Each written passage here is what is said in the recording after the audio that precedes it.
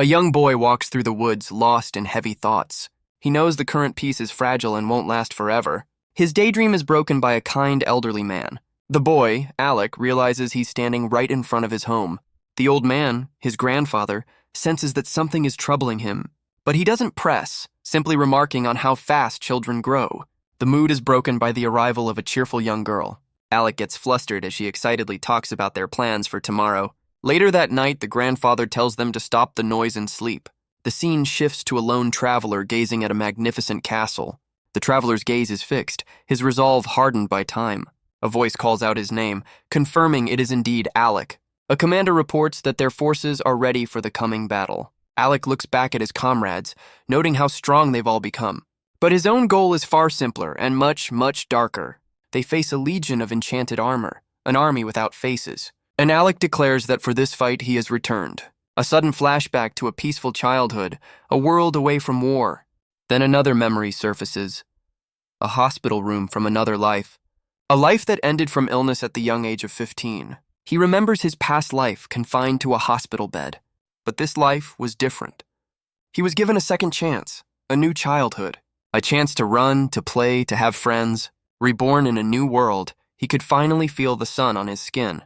He had a brother, Jilly, who grew up right alongside him. Found as an infant, Alec was raised by the village with love.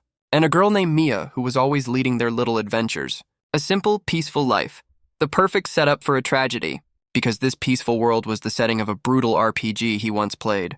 A voice in his head confirms it. This world is called Discard. His current job is villager, leveling up through simple chores. But his true goal is to reclaim his old class, the Necromancer. He meticulously plans his path from villager to black mage. His strategic thoughts are broken by Mia calling out his name. Her father appears, a warm and cheerful man. He invites the children for lunch, a welcome break from their play. They part ways, promising to meet again the next day. A promise that feels a little too perfect. Mia and her father share a moment of pure, simple happiness. And then, a single misstep shatters the peace. Alec bursts back into the house full of youthful energy. His grandfather greets him warmly, with one last task for the day. But he's told to bring a jacket for the coming night. Alec finds this odd, as he's always home before dark. The old man reveals they'll be attending the village meeting. A meeting for adults, so why is a 5-year-old being summoned? The sun sets on the quiet, unassuming village hall. His grandfather is the village sage, a respected white mage. You know, the guy you actually want in charge. If his grandfather is the sage of compassion, then the village chief is a man who looks less like a mayor and more like a final boss. The meeting begins, its focus on the annual harvest festival. The chief cheerfully delegates the preparations for the feast. A quiet hunter named William is tasked with providing the meat. We see the key figures, Tom the farmer and William, Jilly's father. The villagers are excited, promising a grander celebration this year. A man named Hans is put in charge of procuring supplies. He's the local merchant, funding the festival by selling donated goods. A true community man? Or just a good businessman? Even the sage contributed, with a potion that sold for a high price. Alec's grandfather seems pleased, yet slightly puzzled by this. Finally, the chief discusses the prayer to the harvest god. The chief declares that starting this year, Alec will lead the prayer. To his surprise, the entire village erupts in enthusiastic support. Alec finally understands why he was summoned to this adult meeting. After a moment's thought, he calmly accepts the heavy responsibility. He stands before them all, promising to do his absolute best. His grandfather smiles proudly, trusting him to uphold his family's honor. With the festival details settled, the chief concludes that part of the meeting. But there's another more serious issue that requires Alec's attention. The villagers murmur, debating a child's role but agreeing it's a good way to level up. The next day dawns, bringing with it the weight of his new duties. Mia's eyes sparkle with pure, unadulterated admiration. She excitedly tells Alec how wonderful he looks in his ceremonial robes. But Alec feels awkward, complaining about the formal attire. His grandfather explains the harvest god is a goddess who will be pleased. Jilly, ever practical, suggests tying up the long sleeves so he won't trip. With a quick adjustment, Alec strikes a pose, feeling much more confident. His friends give their enthusiastic seal of approval. Mia gives him a thumbs up, calling him both cool and cute, a combo any 5-year-old would kill for. The chief asks if he needs to practice the prayer, but Alec already knows it. Impressed, the chief crumples the script as the sage laughs proudly. Alec beams, assuring them he won't forget his lines on the big day. The sage strokes his beard, a thought suddenly occurring to him. He mentions another special guest will be joining the festival this year. The name Kane sends a jolt of recognition through Alec. Kane is a traveling minstrel, a bard who carries tales from distant lands, and Alec wonders, could this traveler be another reincarnator like him? With the rehearsal done, the chief tells Alec to take the robes home. A 5-year-old's workday is officially over. Jilly helps him out of the formal attire as Mia watches quietly. She shyly calls out his name, getting his full attention. With a blush, she seems to have something important to say. She asks if he has a moment, her voice barely a whisper.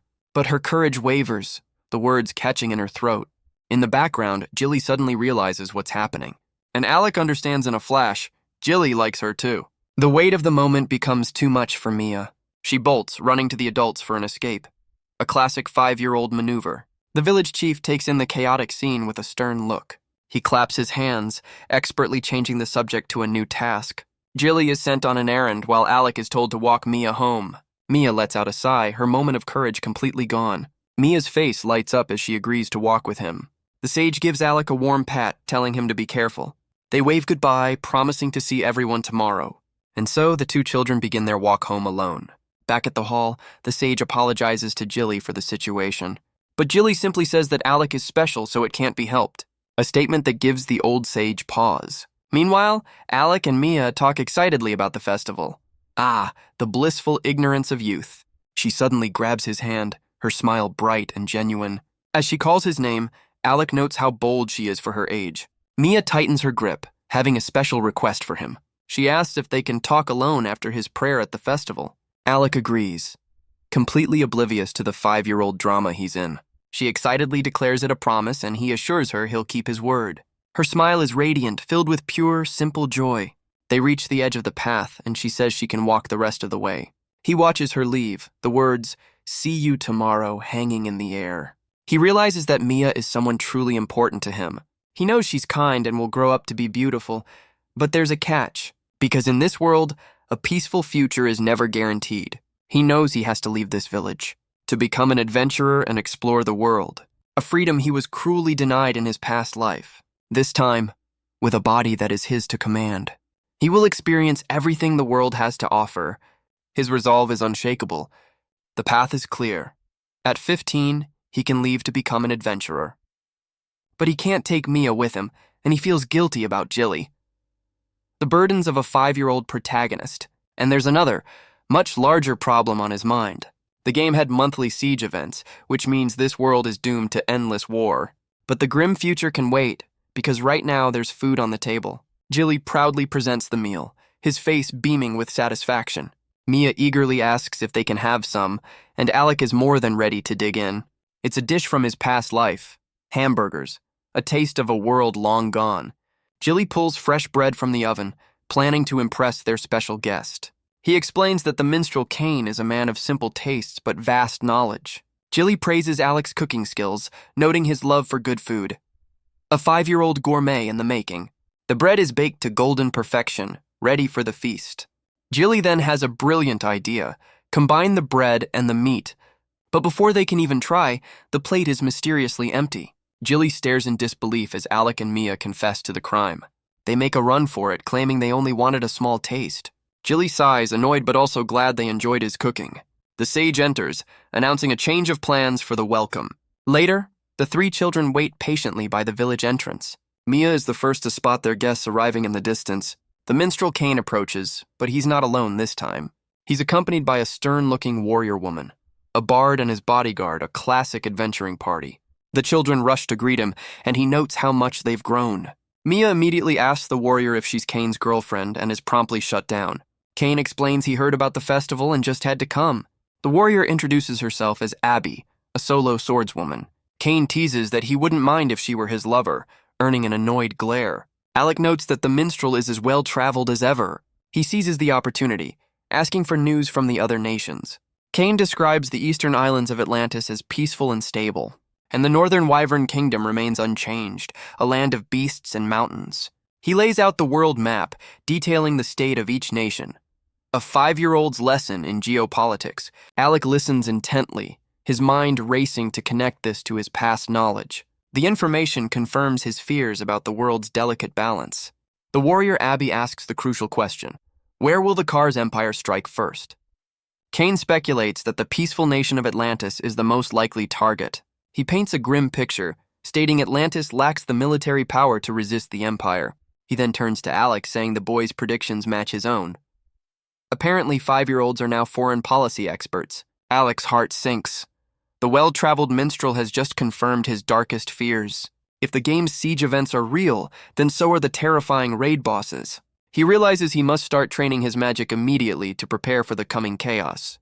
He clenches his fist, refusing to die helplessly after being given a second chance. His dark thoughts are broken by Mia's worried voice, asking if he's okay. Shaking off the grim future, he rejoins his friends as they head toward the festival grounds. Jilly offers to guide the guests to the chief's house to rest. But their plans are suddenly put on hold. Alec proudly presents a special welcome drink he made himself. Kane is intrigued while Abby looks on with suspicion. The stoic warrior has apparently never heard of a welcome drink. She really needs to get out more. But one taste is enough to stun them both into silence. As night falls, the village square transforms into a lively festival ground. The villagers celebrate, their laughter filling the air. A hush falls as everyone gathers around the ceremonial bonfire, and Alec, in his formal robes, steps forward to begin the prayer. Kane and Mia watch with admiration, the minstrel applauding the boy's performance. The bonfire crackles, a symbol of a successful prayer and a bountiful harvest to come. With his duty done, Alec steps away from the crowd, his part in the ceremony complete. A familiar voice whispers from the shadows. It's Mia, beckoning him to follow. She gushes about how amazing he was, apologizing for being late after getting stuck with the adults. But after the initial praise, an awkward silence falls between them. The two children stand quietly, the festive noise fading into the background. 5-year-old conversations are hard, man. Mia finally breaks the silence, her voice soft but determined. She has a question for him, something that's clearly been on her mind. She asks if he plans to leave the village when he becomes an adult. Alec is completely caught off guard by her question. Mia looks at him with a quiet, knowing sadness. He can't bring himself to lie, confirming her fears. He admits his plan is to see the world when he grows up. She isn't surprised, saying she knew he'd feel that way. Instead of being sad, she throws her arms open in support. She declares that this small village could never contain him. Then she asks if she can come with him on his journey. Well, that escalated quickly. Alec panics, warning her of the dangers outside the village. But Mia is determined, refusing to be seen as a burden. To prove her point, she reveals she's starting white magic training next year. Alec is floored. His own grandfather kept this a secret from him. She's certain the sage will make her strong enough to be a worthy travel companion. Her determination leaves Alec utterly speechless. She reaches out her hand, a silent plea for him to accept. With a hopeful smile, she asks him to take her with him. To the outside world he so desperately wants to see. The gravity of her request sinks in. This is basically a 5-year-old's marriage proposal. He turns away, gazing at the vast world beyond their home. And he realizes she's been thinking about this for a very long time. Her face flushes red, her whole body trembling with the weight of her confession. And in that moment, Alec finally sees her not as a character, but as a real person with real feelings. He'd been so focused on the game that he forgot these people were alive. Meanwhile, Kane watches the scene unfold with a knowing chuckle. He teases Abby about the intense 5-year-old drama, who just looks disgusted by it all. All around them, the villagers celebrate, happy and healthy. Kane takes it all in, a peaceful smile on his face. He remarks to himself that this truly is a wonderful place. And with his mind made up, Alec takes her hand, accepting her promise. 1 year passes in the blink of an eye. The sage, covered in a protective slime, tells Alec he can begin whenever he's ready. Our boy is now officially a level 1 black mage, and he looks absolutely terrified. With a deep breath, he gathers his mana, preparing to cast his first offensive spell. He unleashes a fire arrow straight at his grandfather. Family bonding, I guess. But the sage easily deflects the attack with a watery shield. The spell fizzles out, completely neutralized by the old man's defense. His grandfather notes that while his aim is good, he's a long way from true mastery. Alec understands he must master all 4 basic elements to unlock his true power. And just like that, his persistence pays off, leveling him up to cast 2 arrows at once. The sage sets a new goal: master 5 arrows before Mia's training begins. His solution? An endless supply of mana potions. At a premium price, of course. Half a day passes and Mia arrives, calling out to her friends. She's just in time to see Alec unleash a volley of 5 fire arrows. He's now a level 5 black mage, with enough power to one-shot a goblin. His schedule is brutal, black magic, white magic, and potion studies. A 6-year-old's work is never done. But amidst his training, a thought suddenly strikes him. He realizes he hasn't seen Jilly in a while, and Mia confirms it. The sage explains that Jilly is training with his father, William the Hunter. A man so skilled, he once took down an entire wolf pack alone. Alec confesses to Mia that things with Jilly have been awkward since the festival. He admits he stole the girl his brother likes, and now he feels lonely. 6-year-old love triangles are brutal, the sage reassures him, promising that once they're all stronger, they can adventure together again. For now, he tells them both to focus on their own training. But the old man's thoughts drift to Jilly, wondering if the boy has found a special mentor of his own. The night sky settles over the quiet village rooftops. Back in his study, the sage announces the final part of Alec's training. It's time to learn the ways of an apothecary, but first, the old man has a gift. He hands Alec a thick leather-bound book, catching the boy by surprise. It's a present, he explains, to mark Alec's new path as a healer. He flips through the pages, finding them filled with countless recipes. The sage explains it contains his entire life's work as an apothecary. Alec is stunned, saying he can't accept something so valuable. His grandfather asks if he's truly committed to becoming an apothecary. The old man says he's memorized it all, but now has a request for Alec. Alec looks up, confused by the sudden shift in tone. The sage explains that this book is like a child to him, just like Alec, and he wants its contents to be used to help the world. No pressure, kid. The weight of this legacy settles heavily on the 6-year-old's shoulders. Alec asks if he's truly worthy, but his grandfather's smile is absolute. Alec stammers, overwhelmed by the sheer weight of this inheritance. The sage simply asks him to stay healthy, as his training is far from over. He tries to hide his tears, but the old man's kindness is overwhelming. And with that, he officially becomes the sage's one and only disciple. 3 months fly by in a flurry of intense training. He's now a level 12 black mage because a 6-year-old's grind never stops. He ventures into the woods, foraging for potion ingredients. But today, he notices a path he's never seen before. A sense of unease washes over him as he investigates. His gaze falls on a large bush that seems unnatural. He pushes aside the leaves, revealing a single lonely boot. Alec stares in shock, wondering what he stumbled upon. He questions if someone just discarded their shoes in the woods.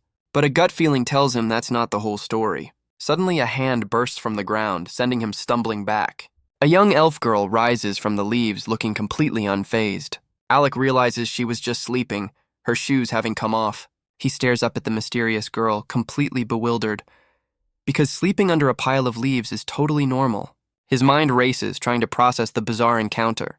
He wonders what someone like her is doing this deep in the forest. He falls back, landing hard on the forest floor. Alec can only stare up in awe as the elf girl looks down, completely unfazed.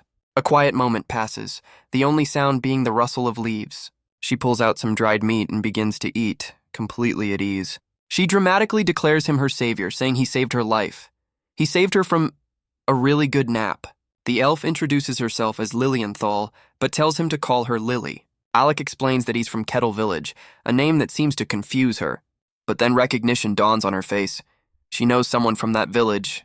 She reveals she knew his grandfather, 30 years ago. Alec is left speechless, realizing this girl is far older than she appears. Alec can only stammer, asking if she's truly an elf. She confirms it, casually mentioning she's been alive for 200 years. He's always wanted to meet an elf, but notes she lacks the mystical aura he expected. She asks him to guide her to the village to see his grandfather, Gale. Alec explains their options: a 1-hour run or a 3-hour walk. Lily sighs, complaining that this part of the forest is dangerous and full of orcs. But Alec isn't about to walk for hours, unleashing an air cutter spell. The magic carves a path straight through the dense undergrowth, shocking the ancient elf. He proudly announces that he's just made them a shortcut, and the 200-year-old elf can only stare, completely dumbfounded by the 6-year-old's power. Lily questions if Alec is even human, but he insists he's just his grandfather's disciple. He leads the ancient elf into the village, announcing that they have a guest. The sage looks up, a flicker of recognition in his eyes as he sees his old friend. But their reunion is cut short by the arrival of Mia's mother, a warm and cheerful woman. She looks at the children with a knowing, gentle smile. With a hand on her stomach, she shares some wonderful news. She's expecting a baby. The room fills with joy as everyone congratulates the happy mother-to-be. She then reassures Mia that she won't be lonely when Alec leaves the village. Alec freezes, realizing their secret plan to travel together is officially out in the open. Mia just gives him a playful wink, admitting she told her mom everything. So much for secret pacts. Alec realizes it's only a matter of time before the whole village knows. Just then, Lily peeks through the door, asking if she can come in. The sage looks up, his eyes wide with disbelief as he recognizes his old friend. Lily greets him with a warm smile, confirming it's been a long time. She proudly announces she's now the ruler of the forest at level 38. The sage explains this is an advanced class for masters of spirit magic. It's a path exclusive to elves, a step towards becoming the elf queen. Alec is stunned. He never knew this class even existed in the game. Lily then asks how strong the sage has become, and he proudly declares he's level 50, a fact that leaves the 200-year-old elf completely speechless. Lily struggles to comprehend, asking if level 50 is even the limit. Her disbelief quickly turns into pure, unadulterated rage. She explodes, ranting about how much she hates geniuses, as the sage just laughs. Alec watches on, thinking this ancient elf is a lot less mystical than he'd imagined. With the reunion in full swing, Mia and her mother decide to head home. The sage then makes a request. He wants Lily to train the village children. Lily is caught completely off guard while Alec's eyes light up with excitement. The old man suggests she stay and teach them how to fight as a party. Alec eagerly asks if she'll become their new master. A 200-year-old elf seems like a decent tutor. After a moment's thought, Lily strokes her chin and agrees to the deal. Lily praises Alec's kindness, playfully jabbing that he's much nicer than the sage. She then asks about his current level, and he lists his impressive stats. The ancient elf is once again left completely speechless by his progress. She wonders if being the sage's disciple means Alec will also go bald. A terrifying thought for our boy. A few days later, the three friends are finally reunited for the first time in a while. Mia and Alec chat about their new elven master and Jilly's training with his father, but Jilly remains quiet, the awkwardness between them still hanging in the air. An uncomfortable silence settles over the group as they walk toward their training ground. Mia is the first to spot their teacher up ahead, but something seems off. Their training begins with a surprise. A giant stone golem chasing Lily through the woods. Lily calmly explains this is her golem, a simple test of their strength. A test that could also, kill them. Jilly and Mia are stunned, realizing their training just got very real. But Alec's resolve hardens. This is their first fight as a team, and he refuses to fail. With a battle cry, he leads his friends against the lumbering stone giant. Mia finds her courage, promising to support them both from the back line. Alec casts a haste spell, giving Jilly a much-needed burst of speed. He shouts the plan. Jilly will cripple its legs while he provides support. Jilly agrees instantly, his focus now locked on the target. He draws his bow, aiming a precise shot at the golem's ankle. And Alec prepares his own magic, ready to unleash a coordinated attack. He casts a pitfall spell, a trick he remembers from the game. The golem's leg sinks into the ground, throwing it completely off balance. Jilly seizes the opening, unleashing a powerful shot from his bow. The arrow strikes true, hitting the golem's now vulnerable leg. But Mia notes the arrow didn't penetrate very deep into the stone. She quickly reassures them, ready to provide her own support. Alec follows up, casting a massive wall of fire. The flames slam into the stone giant because when in doubt, add fire. The golem roars in silent agony as the heat cracks its stone body. Alec knew this would work. Fire is its ultimate weakness. The intense heat causes the golem's stone body to crack and splinter. It stumbles forward, its form crumbling under the magical assault. Mia shouts orders, telling them to keep their distance and focus their fire. She casts a haste spell, ready to support her friends from the back line. The plan is simple. Jilly will suppress the target with his arrows. He unleashes a power shot, pouring all his training into a single attack. Alec follows up with another barrage of fire arrows. He'll handle the ranged damage while Jilly keeps it pinned. But as the plan unfolds, a thought crosses his mind. He realizes their teamwork is surprisingly effective. First-timer's luck, perhaps. He unleashes one final decisive fire arrow. The magical bolt slams directly into the golem's head. Its stone face shatters, crumbling into a pile of rubble. The three children stand in the dust, wondering if it's truly over. For a moment, they can only stare at each other in disbelief. Then, the victory sinks in and they erupt in celebration. Lily watches on, admitting she planned to steal the final blow herself.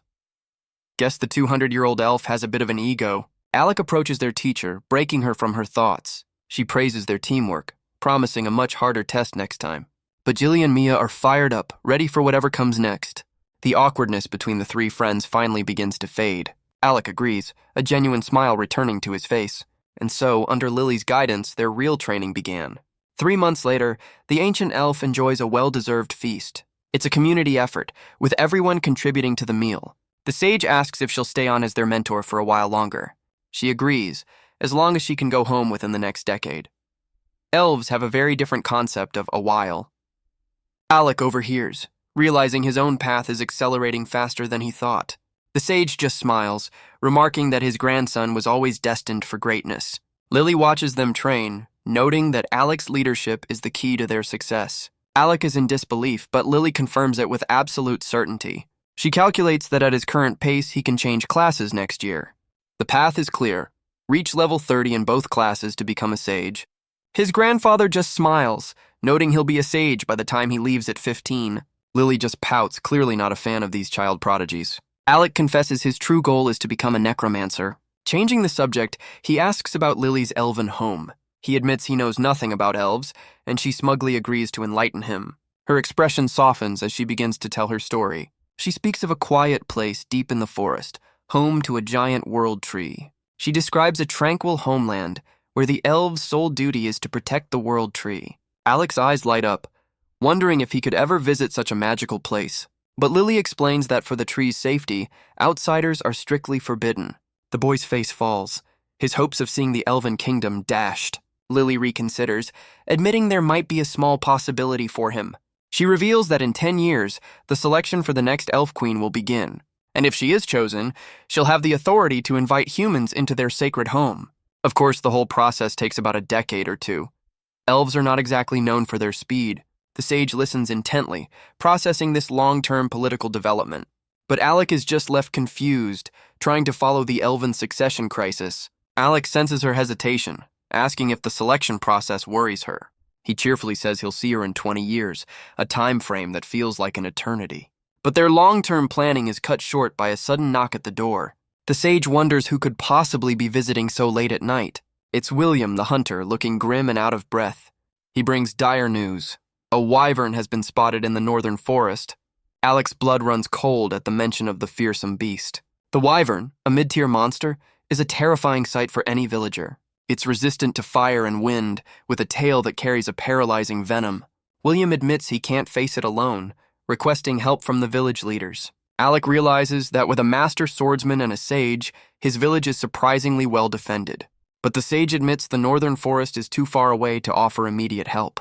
Jilly steps forward, determined to get the chief's permission to join the hunt. But he's stopped in his tracks by Lily, who has been listening from the doorway. The ancient elf calmly announces that she will accept the wyvern subjugation quest. Alec is stunned, questioning if she's really going to take on the monster. The sage tries to refuse her offer, but Lily clarifies that she won't be the one fighting. She declares that Alec, Mia, and Jilly will fight the wyvern while she watches. A classic hands-off teaching approach. Alec is left completely speechless by this sudden, terrifying field trip. And so the three children begin cramming for their final exam. A live wyvern. The news sends a shockwave of disbelief through the entire house. The three kids can't believe it. They're being sent to fight a wyvern. Mia and Jilly are terrified, calling the plan completely reckless. But Alec just smiles, explaining that Lily already got the adults' permission. The sage considers their levels, calculating that they're strong enough to be a mid-tier party. With Lily providing support, he officially approves the mission. Guess this is what passes for a school field trip. Alec realizes the power scaling here is different. Their basic classes are considered mid-tier in this world. Mia's fear turns to excitement, seeing this as a chance to test their skills. Jilly finds his courage, agreeing that they should take on the challenge. He declares that all their training has been leading up to this very moment. Mia declares that if she's leaving with Alec, she needs to be strong enough to take down a wyvern. Her sudden, cheerful declaration catches both Alec and Jilly completely off guard. Alec immediately takes charge, holding a strategy meeting to discuss the wyvern's known weaknesses. The next day, Lily waits for them at the edge of the forest, reminding them of the wyvern's paralyzing tail. She points deeper into the woods, warning them to approach quietly and avoid provoking the beast.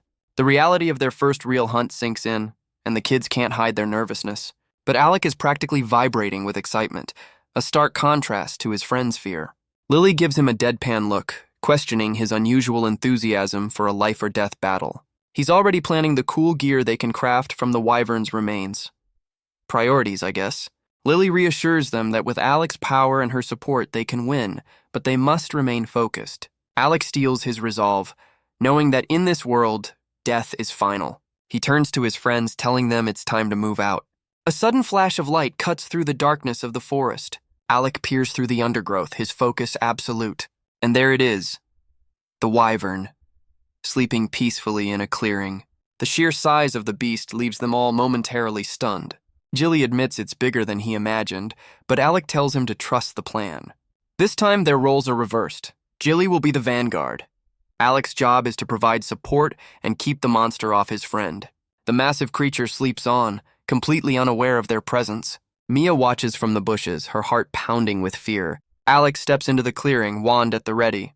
He unleashes a lightning bolt, a rude awakening for the sleeping beast. The wyvern roars in pain, its peaceful nap officially over. Alec taunts the monster, daring it to attack him. His friends can only watch in terror as the plan unfolds. The enraged wyvern locks its glowing eyes onto the small boy. It takes to the sky, diving straight for its target. But Alec stands his ground, unflinching in the face of the attack. He prepares a firestorm, ready to meet the beast head-on. But just as it dives, 2 arrows slam into its side. From the trees, Jilly follows Mia's instructions, aiming for the soft underbelly. The beast roars, its attention now split between 2 targets. Alec seizes the opening, hitting it with another lightning bolt. He continues to taunt it, drawing all of its rage onto himself. The wyvern unleashes a furious counterattack, a powerful gust of wind. But Alec is ready, throwing up a protective barrier just in time. Mia watches from the bushes, sighing in relief as the spell holds. The wyvern is thrown off balance, stunned by their coordinated assault. And Jilly takes aim, ready to deliver another crippling blow. Alec lays out the next phase of the plan from his perch. Mia's job is simple but crucial. Cure the paralysis if its tail connects.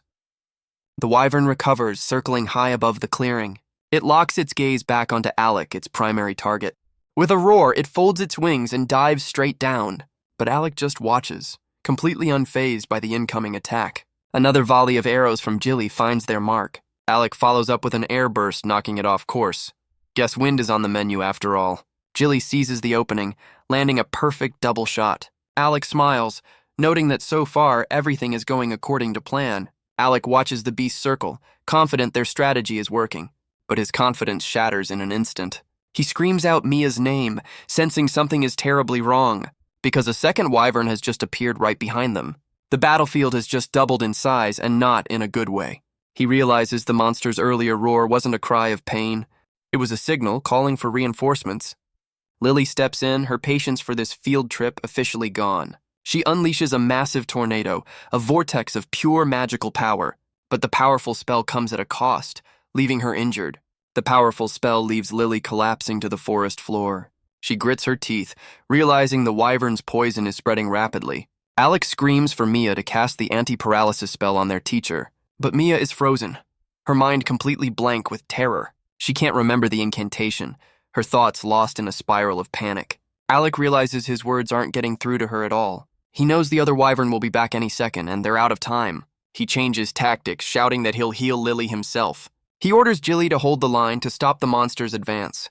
But the wyvern strikes, and Jilly is thrown to the ground, his own arrows piercing his back. Mia can only scream, her mind completely broken by the sight. Alec watches in horror, his carefully laid plans turning to ash. His brother is swatted away, his name a desperate cry on Alec's lips. The shock gives way to a cold, focused fury. He unleashes another spell, a desperate attempt to buy them time. But his mind is racing, his focus completely shattered by the chaos. He's torn between saving his poisoned master and his fallen brother, a classic RPG choice now with 100% more trauma. But in a flash of clarity, he knows what he has to do. Mia finally snaps out of her panic, her attention on their fallen teacher, and Lily, through the haze of poison, gives him a single, crucial command. Lily tells him she can still cast spells, even if she can't move. With that assurance, Alec makes his choice. He's going to save Jilly. The wyvern lands, looming over his fallen brother. Its cold reptilian eyes lock onto its helpless prey. Alec knows he's completely out of time. He casts double magic, a desperate gambit to boost his power. A lightning bolt slams into the beast, drawing its full attention. He casts haste on himself, dodging a deadly swipe of its claws. Our boy is now playing a high-stakes game of tag. He follows up with an airburst, striking its massive wing. But he knows this won't be enough, reaching for his last resort. He quickly downs a mana potion, refueling for the next assault. But with only one potion left, he knows he's on borrowed time. He unleashes a bind spell, wrapping the beast in magical restraints, then follows up with an icicle lance aiming for its massive wings. With its flight disabled, the wyvern is finally grounded. He chugs his final potion, pushing his body to its absolute limit. He knows this is it. This is the moment that decides everything. The wyvern roars, its raw strength beginning to shatter the magical binds. But Alec is one step ahead, casting a familiar pitfall spell beneath it. The ground swallows the monster whole, ending the fight in an instant. Alec stands alone, completely drained from the massive spell. The ground gives way, swallowing the beast's legs whole, but his relief turns to shock as the monster begins to rise. He unleashes another desperate attack, an icicle lance. The shards of ice slam into the wyvern's body. But his double magic buff fades, leaving him powerless to follow up. And to his horror, the beast is still standing. This thing just refuses to die. His vision blurs, his body finally reaching its absolute limit. He collapses to the ground, completely spent and defenseless. The wyvern looms over him, and Alec wonders if this is how his second life ends. The wyvern's jaws open wide, a dark abyss of teeth and despair. His life flashes before his eyes, a memory of a simple, happy day. But in that final moment, fear gives way to a burning resolve. With his last ounce of strength, he unleashes a lightning bolt point blank. He refuses to let his friends die, not after everything. The wyvern's claws dig into the earth as the spell hits home. It stumbles back, its massive body shuddering from the shock. And then, the great beast finally collapses to the ground. Guess a face full of lightning will do that to you. Alec can only lie there, his body completely spent but his friends safe. The wyvern's claws twitch one last time before falling still. The second wyvern stands frozen, a gaping hole blown through its chest. Lily, still paralyzed, had managed one final devastating spell. The beast collapses as she calls out to her student, but our boy has already succumbed to his exhaustion. Lily tells Mia that it's finally safe to come out of hiding. Mia breaks down, apologizing for her panic as Lily checks on Alec. She tells the crying girl to focus her magic on healing Jilly. The ancient elf stares at the beast Alec defeated, a 6-year-old's first boss raid. She realizes she'd only meant to buy time relying on the boy. She knew the poison would wear off, but she never expected things to escalate so quickly. Mia tends to Jilly, lamenting that Alec didn't have to push himself so hard. Lily reflects on Alec's genius-level strategy, hampered only by his lack of real-world experience. She admits she relied too heavily on the boy, pushing him far beyond his limits. She questions why the sage would ever entrust such a vital task to her. A memory of the old man's words flashes through her mind. He had placed his complete trust in her to guide the children, and she realizes she can't back down from that promise now. She resolves to forge these kids into the next generation of heroes. A 200-year-old elf turned reluctant babysitter. 1 year passes in the wake of the wyvern incident. A now 7-year-old Alec runs to catch her, asking if she's really leaving. Lily explains that with Alec's new class, her work here is done. She must return to her own journey to become the next elf queen. With a final wave, the ancient elf departs, and Alec watches her go, another chapter of his life closing. But his training is far from over. He's now learning alchemy. The sage inspects his student's latest creation with a critical eye. He declares the potion a success, and Alec celebrates his victory. His grandfather tells him he's now ready for more advanced recipes. But his studies are cut short by a sudden realization. He's late for another village meeting with the final boss himself. He reminds his grandfather it's time for the annual festival meeting.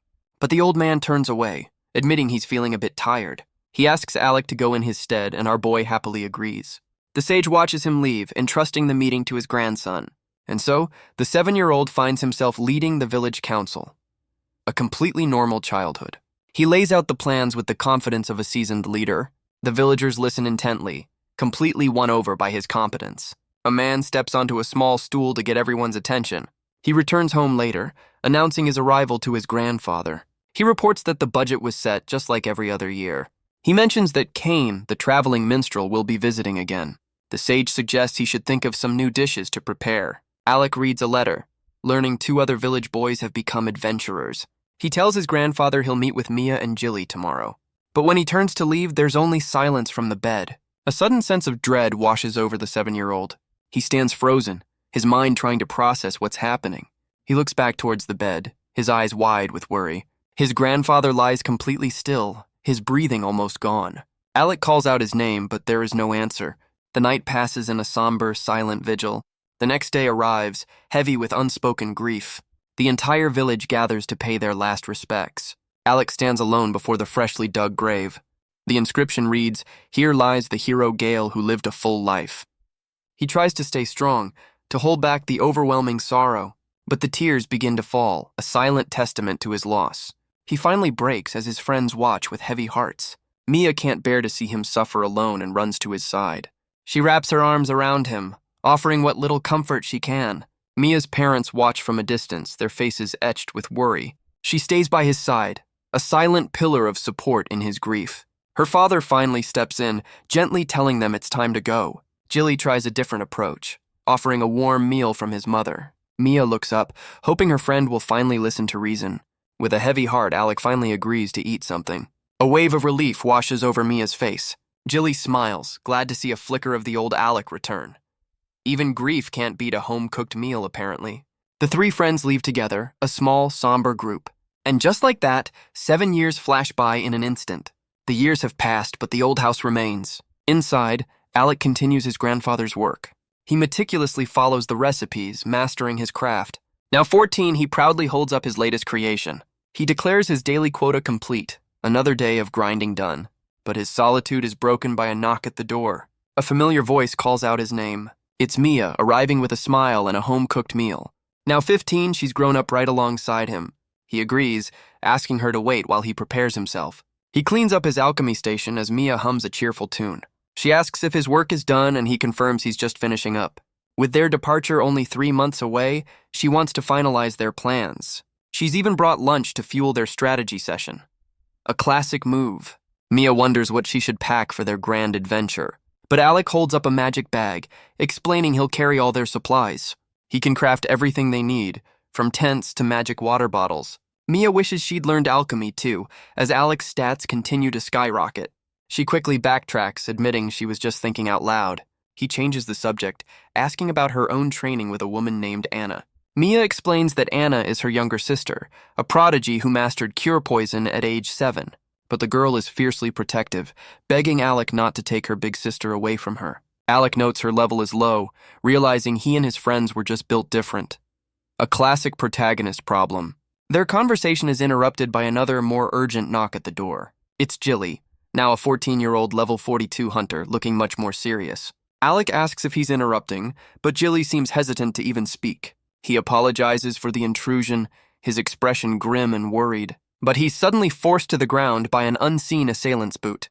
A group of 3 strangers stands in the doorway, their intentions clearly hostile. A stern-looking noble girl leads the party, flanked by 2 serious companions. Alec can only stare, completely bewildered by the sudden intrusion.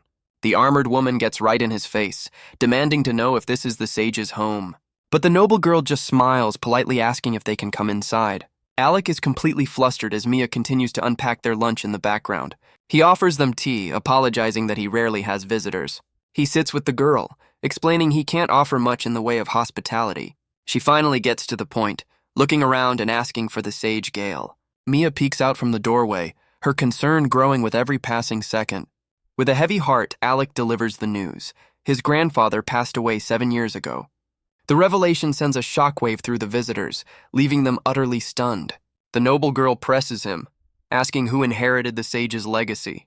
Alec explains that while he inherited the apothecary work, there was no official successor. The armored woman then asks about the sage's equipment, her tone sharp. Alec's suspicion grows, wondering what these people are really investigating. He explains that his grandfather's staff and robes were cremated along with him. The armored woman is left completely speechless by this news. She explodes, ranting about the priceless value of a sage's gear. Apparently, some people have no respect for funeral rites. The male companion quickly apologizes for his comrade's lack of tact.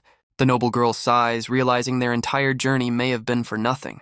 With the sage gone and his equipment lost, their mission has hit a dead end.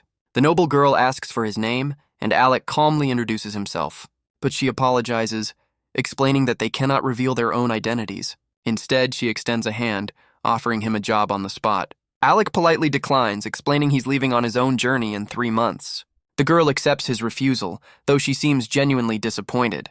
With their business concluded, she thanks him for the tea and prepares to leave. Her companion seems surprised by the sudden end to their visit. She offers a parting smile, hoping they might meet again someday. a very polite way to end a home invasion. The armored woman is completely stunned by her lady's friendly farewell, and from the kitchen, Mia watches the strange encounter finally come to an end. Alec is completely thrown by her offer of a handshake. The girl asks what's wrong, and he can only stammer in response. He finally takes her hand, sealing their brief, strange encounter. With a formal farewell, she turns to leave as if nothing happened. Alec can only watch as the mysterious trio disappears down the path. He lets out a sigh of relief, the tension finally leaving his home. But outside, Jilly is waiting, and he does not look happy at all. He reveals that the noble girl brought more knights than they saw. Alec realizes they were surrounded, with guards posted all around the village. A very casual way to ask for directions. And in that moment, he knows for sure. Their visitor was royalty. He connects the dots. Their visitor was from the Pendragon royal family.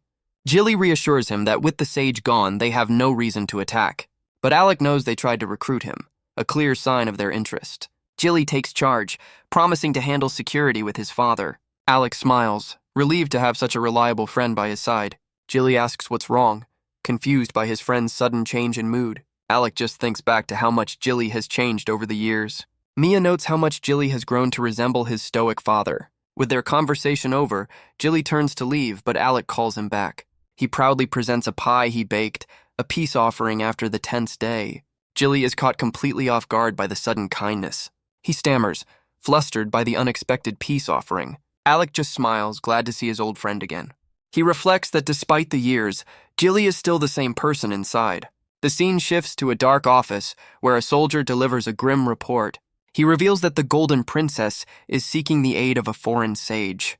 The news clearly shocks the high-ranking officer at the desk. But the soldier adds a grim update. The sage was already dead. Guess their intel is a little out of date.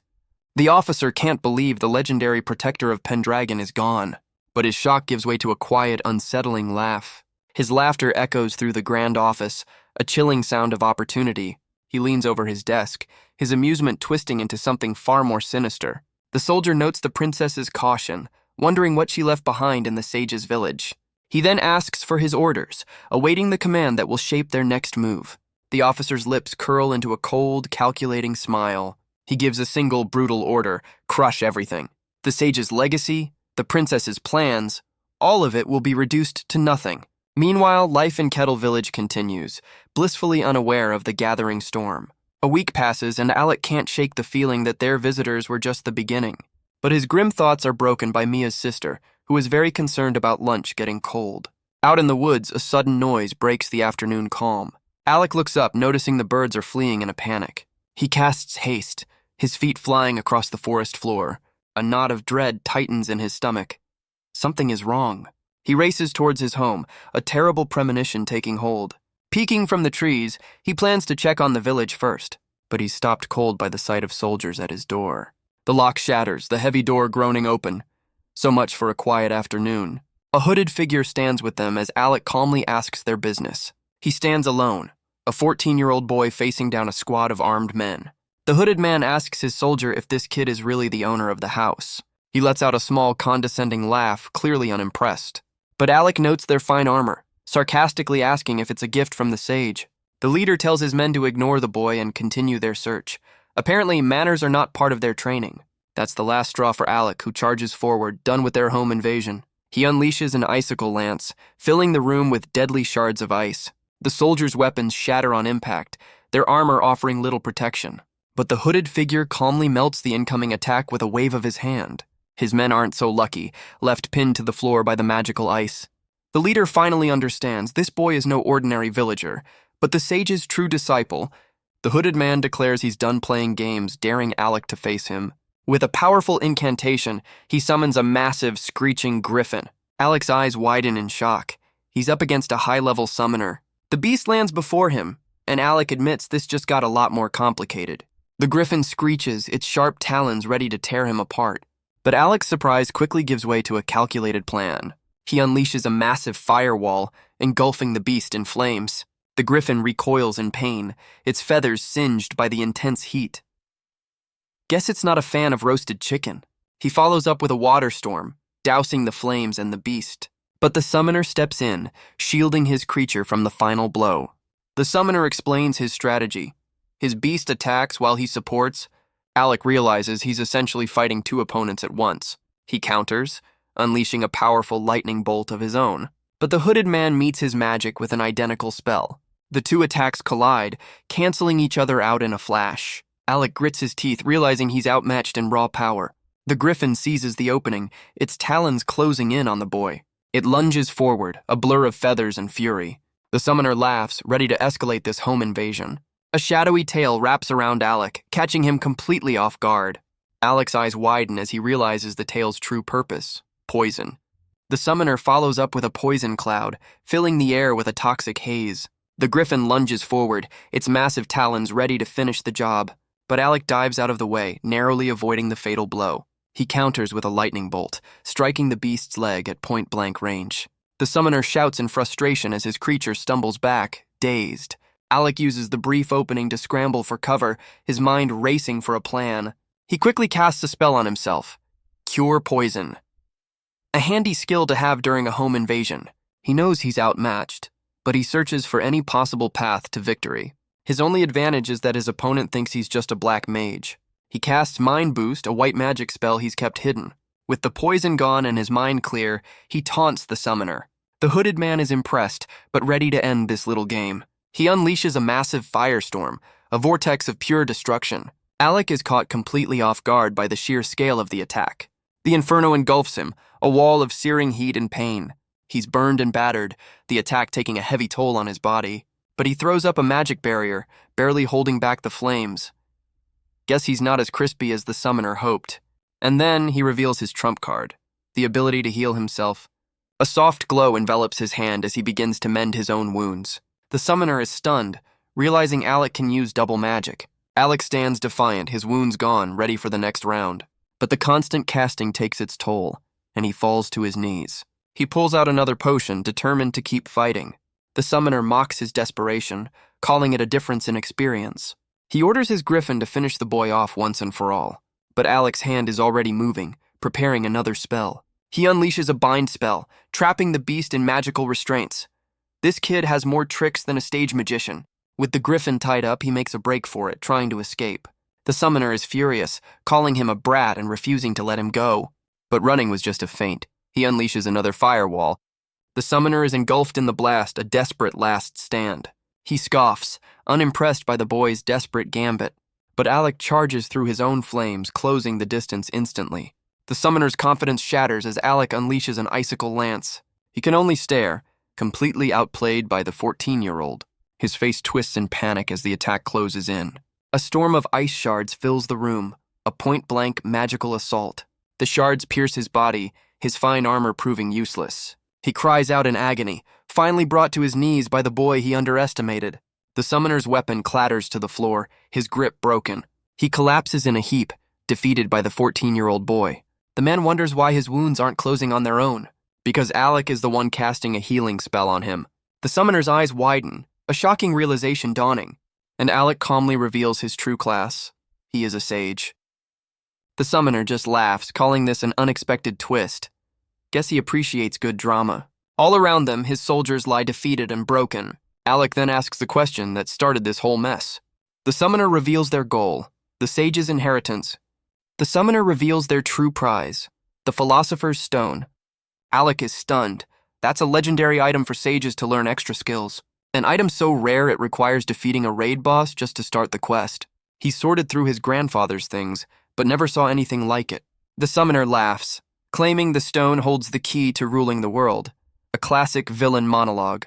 But Alec points out a small flaw in his plan. He's a summoner, not a sage. The man just scoffs, dismissing the boy's logic as completely foolish.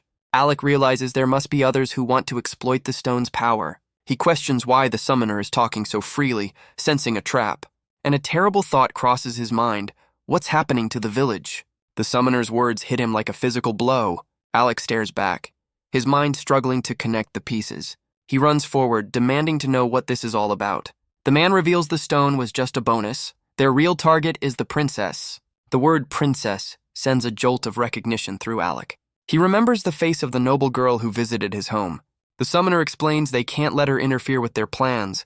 Villains just love to monologue, don't they? He speaks of a seed the princess may have planted in this village. A seed they intend to crush, along with the very ground it grows in. And in that instant, Alec understands the horrifying truth. Alec grabs the summoner, demanding to know what he's done to his home. But the man's only answer is to have his griffin silence his own men.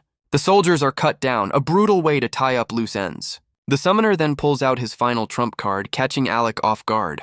Our boy's eyes widen as he recognizes the item instantly. The summoner vows this isn't over, promising to return for his revenge. Alec screams for him to wait, realizing it's a teleportation scroll. But it's too late.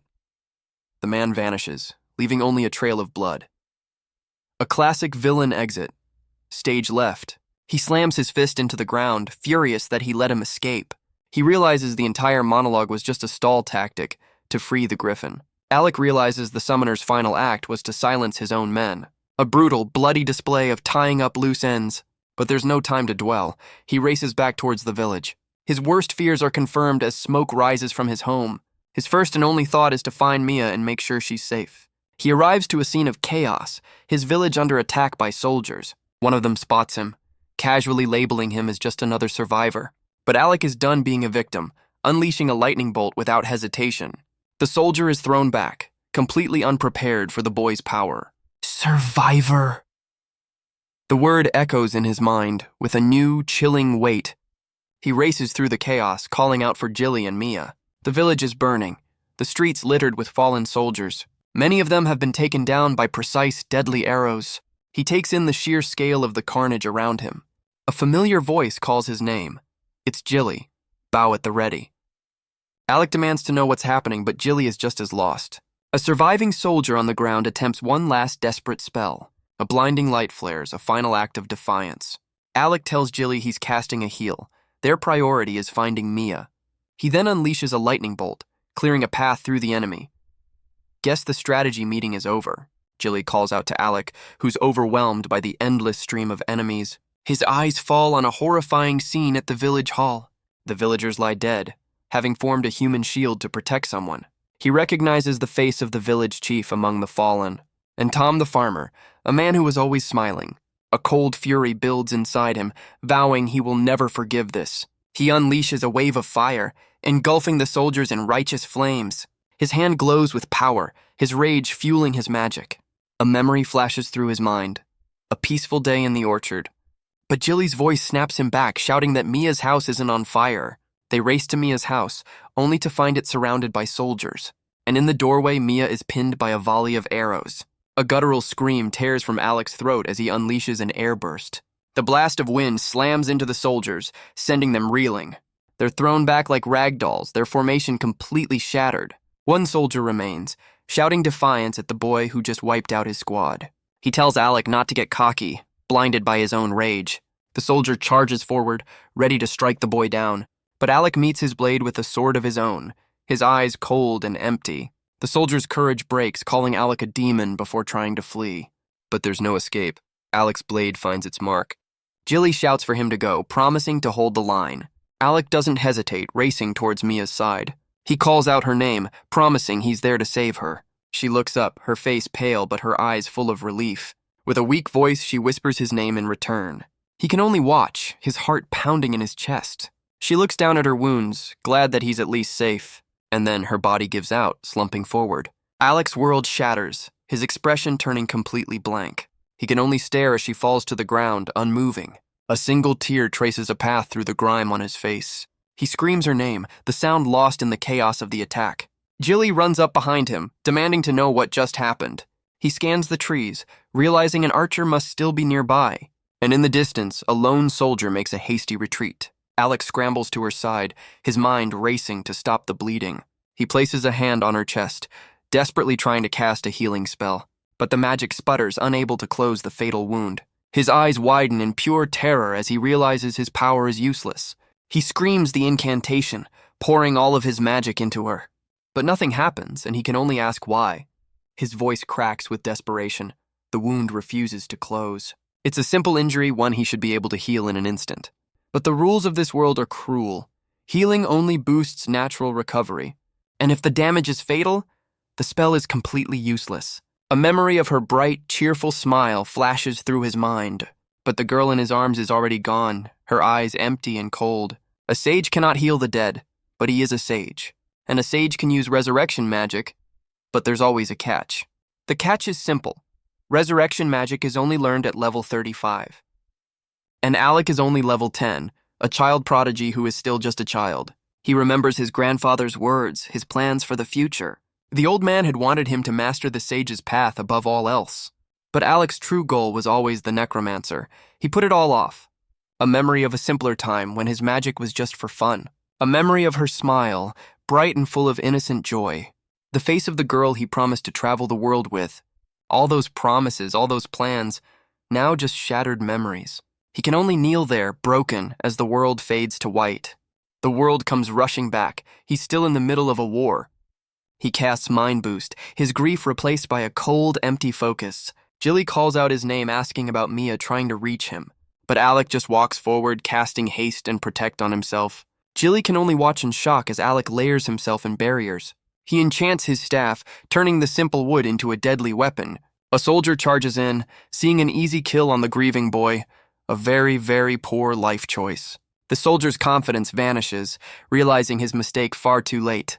With a guttural roar, Alec swings his staff like a club and brings it down with brutal, unforgiving force. The soldier's face contorts in agony from the brutal impact. Another charges forward, screaming curses at the boy who broke his comrade.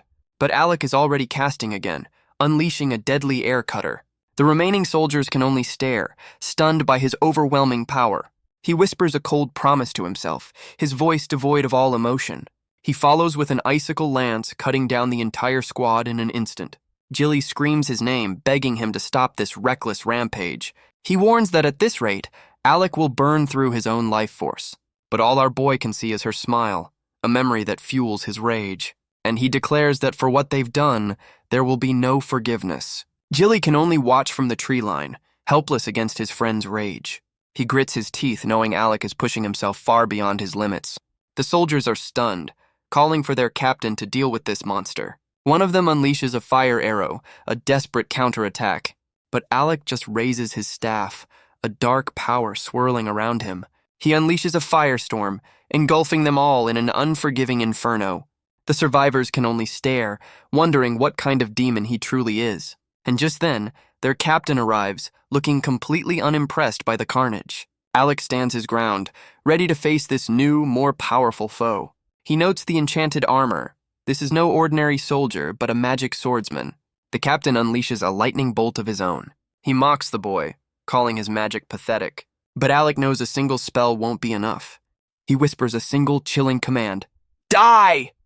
The captain's confidence shatters as the boy's magic overpowers his.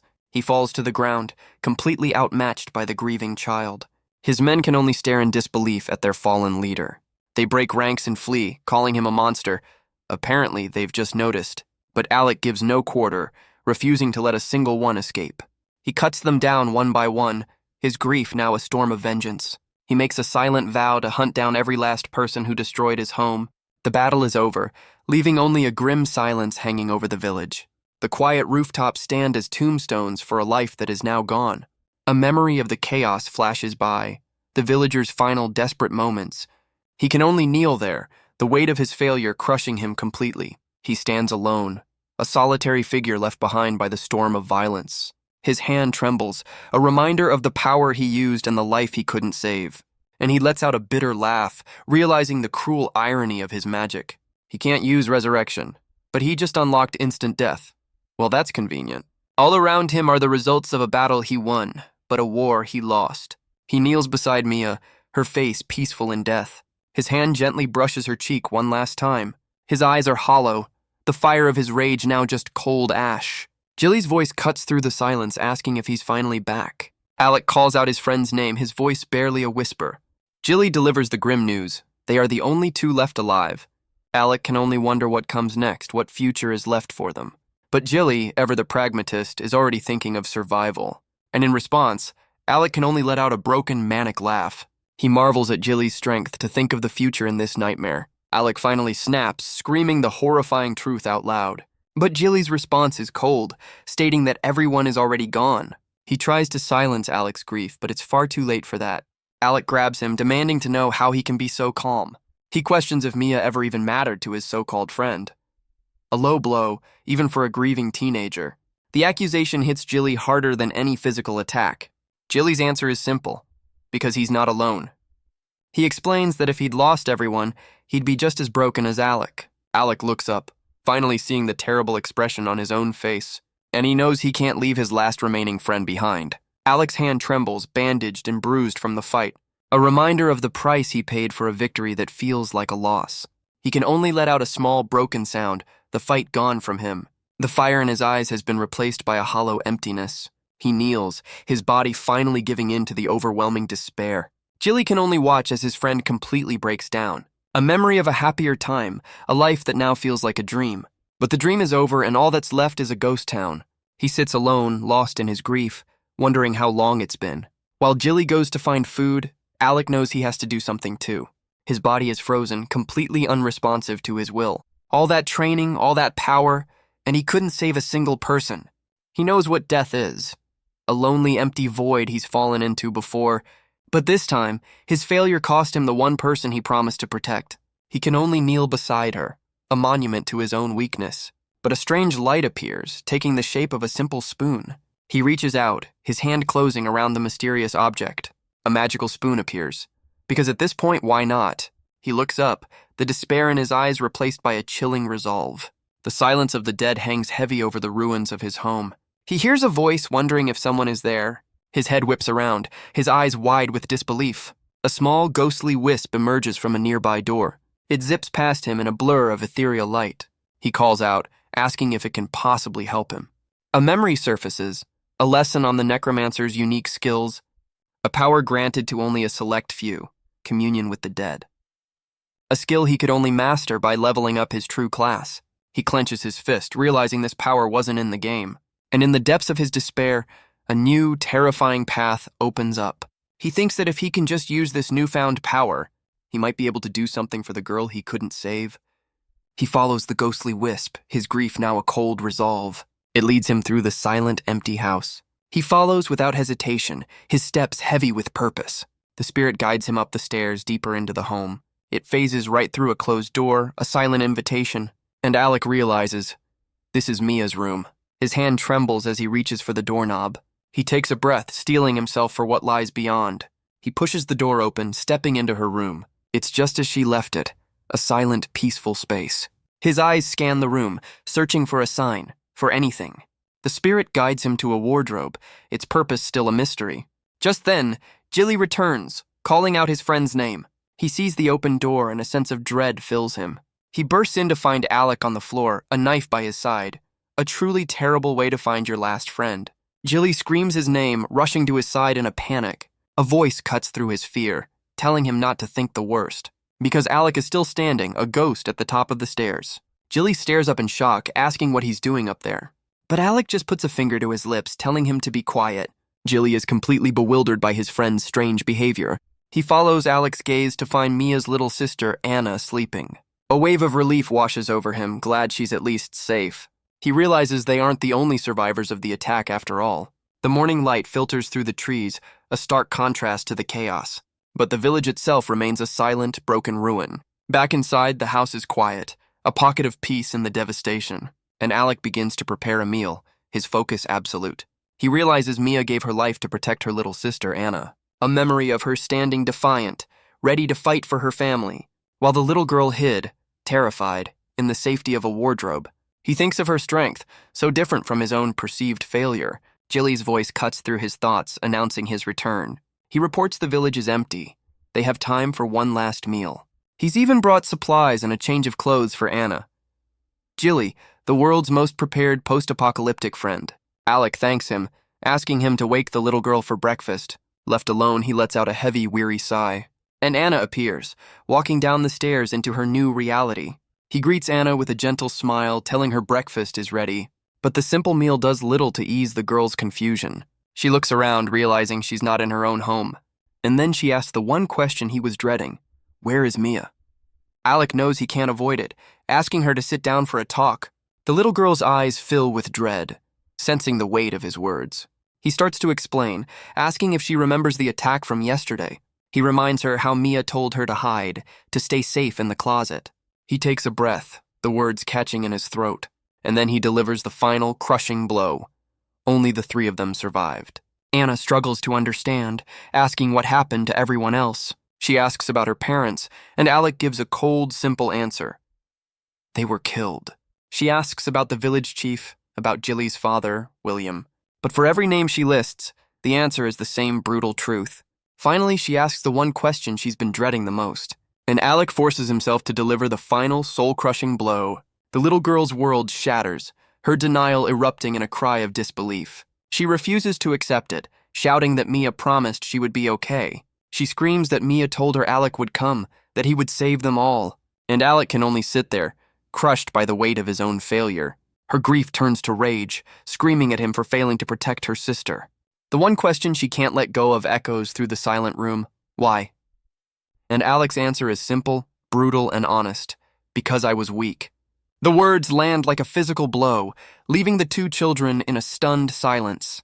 He continues, explaining that if he'd been stronger, Mia would still be alive. But Jilly offers a different, colder perspective. Mia wasn't strong enough either. Anna then turns the blame on herself, saying Mia could have escaped if she'd been stronger. A whole family of self-blamers, I see. Jilly tries to cut through the grief, shouting Alec's name to snap him out of it. But Anna questions their logic, asking if being strong gives you the right to do anything. Jilly agrees with a chilling certainty. In this world, the strong are forgiven for everything. Jilly slams his foot down, declaring the weak are always taken by the strong. But Alec screams back, refusing to accept such a cruel reality. The two friends stand in a tense silence, their grief now a bitter divide. But Jilly's words take root, and a dark realization dawns on Alec. Overwhelmed by it all, Anna sits in silence, her head bowed in sorrow. She finally looks up, begging them to make her strong so she's never a victim again. Her desperate plea cuts through his rage, catching him completely off guard. He understands that without power, the weak are simply food for the strong. Jilly kneels beside her, admitting they lacked everything they needed to protect their home. And Alec finally understands, vowing to never lose anyone important ever again. He covers his mouth, trying to stifle the sobs that threaten to break him. Through his tears, he makes a promise to Anna. They will get stronger together. The little girl can only cling to him, her own grief finally overflowing. Jilly watches them, the reality of their situation finally sinking in. Even he can't stay strong forever, turning away to hide his own tears. And so, the three survivors share one last silent meal in their ghost town. Anna packs her bag, clutching a drawing of the family she's lost. Jilly stands ready, his expression hardened by loss and a newfound purpose. Alec takes one final look at the house, a silent farewell to his past life. With only what they can carry, they leave their home behind, walking into an unknown future. They venture into the eastern forest, where Alec begins Anna's training. He's covered in a protective slime, assuring her that he'll be fine. She gets flustered, insisting he's her teacher, not just Alec. With a determined cry, she unleashes her first fire arrow spell. The spell flies straight for him, a test of both their skills. Anna celebrates her success, proud of her first real attack. But the slime on Alec's shoulder moves to intercept the spell on its own. He calmly slices the slime away, redirecting the attack with his sword. A very casual way to handle being a target dummy. The slime splashes down, extinguishing the fire arrow in an instant. Anna can only stare in awe, amazed by his effortless skill. He explains his gear is a hand-me-down from his grandfather's adventuring days. Jilly encourages Anna to keep practicing, impressed by her first attempt. Alec decides to teach her black magic, a path of pure power. He knows that for a girl seeking strength, this is better than healing. The scene reminds him of his own training with the sage. Anna's voice snaps him out of his memories, calling him master. He calls an end to the day's training, a new routine now established. The new title creates a distance, but he respects her decision. As night falls, they prepare a simple meal over the campfire. Jilly asks their destination, and Alec reveals their next stop, the port town of Volks. Alec lays out their route to the port city of Volks. Jilly is surprised, assuming their destination was the capital. But Alec has no intention of getting involved with royalty again. He explains that a port city offers cheap supplies and easy travel. Their first order of business will be getting guild cards for all three of them. He explains it's an ID that tracks their stats and waives travel taxes. It also serves as a passport, simplifying travel between nations. With their village gone, they're essentially ghosts without official IDs. A real pain for tax season, I'm sure. Jilly is shocked when Alec reveals his next plan, forming their own clan, He admits that for now, he has a very specific reason for it. He explains that a clan gets them a base and access to high-level quests. But Jilly points out the catch. A clan needs 3 members. Anna stands up, declaring she'll fight and get stronger to join them. Alec reassures Jilly, promising he'll train her thoroughly on the way. Jilly finally relents, putting his trust in his friend's judgment. 3 days later, Anna's training gets a very practical upgrade. She struggles to cast her spell, her hands shaking with nervousness. From behind a rock, she watches as an arrow finds its mark. Guess Jilly is handling the practical exam. The goblin never even knew what hit it. Alec asks if they pushed her too hard, as Anna looks ready to collapse. The goblin falls, riddled with arrows from their combined assault. And Anna's training progresses, until she can finally take one down on her own. But outside of combat, her survival skills are a work in progress. She apologizes for her mistakes, feeling like she's holding them back. But Alec just smiles, reassuring her that it's all part of the learning process. He tells her it's okay to fail, especially since it's her first time. But the memory of her sister hangs heavy, asking if Mia was better at this. Alec's smile is tinged with sadness as he remembers his promise to travel with her. A memory surfaces of a time he and Mia spent a week surviving in these same woods. He explains that Lily taught them how to live in the forest, just as he's teaching her now. Anna looks down, her face filled with a quiet sadness. The moment is broken by Jilly, offering a freshly cooked meal. Alec passes the food to Anna, a small gesture of care in their new life. But Jilly's expression turns serious. He has a question for Alec. He asks what a hunter becomes at level 50 and how he even got there. Jilly explains he leveled up by killing soldiers during the village attack. Well, that's one way to grind EXP. Alec realizes that in this world, killing humans grants experience too. Jilly asks what's wrong, but Alec just brushes it off, lost in thought. Jilly explains one path for a hunter is to become a sniper. The other is to become a ranger, a master of forest combat. Alec lays out another option, the Trap Master class, or he could become a treasure hunter, specializing in finding items. But Alec cuts to the chase, asking what Jilly truly wants to become. He explains the pros and cons. A sniper is a glass cannon for parties. A classic RPG dilemma. Jilly makes his choice without hesitation. He'll become a sniper. He claims just surviving is enough, but his eyes tell a different story. He finally admits the truth. He wants to be strong enough to fight with Alec. Alec smiles, his friend's loyalty cutting through the darkness. He gives Anna a reassuring pat on the head. A small moment of peace. With their plan set, he thanks Jilly and wishes Anna a good night. The next morning, Anna peeks out of their makeshift tent. 7 days have passed, and her training continues relentlessly. She asks her master what new monster they'll be facing today, and Alec has a very special lesson planned for her. He's asked Jilly to bring them a live orc for practice. He explains that while orcs are tough, they're also slow targets. A sound in the distance tells him their guest has arrived. Jilly bursts from the trees, announcing he's brought the target, and it looks very, very angry. The massive beast lumbers forward, a wall of pure muscle. Alec calls out her name, and Anna readies her wand for the fight. Her fire arrow strikes the orc, but barely leaves a scratch. The beast roars in fury, ready to crush its tiny attacker. Anna freezes in terror, her training forgotten in an instant. But Alec steps in, casting a bind spell to stop its advance. He tells her to keep attacking, to push through her fear. The orc's raw strength begins to shatter the magical restraints. She cries out in panic as the monster breaks free and charges. So Alec unleashes a new spell, a swirling vortex of black fire. The beast is completely consumed, turning to ash in an instant. Alec just critiques his own spell, a little underwhelmed by the results. A true perfectionist. He explains the fire vortex spell is weak, but it holds the target for 10 seconds.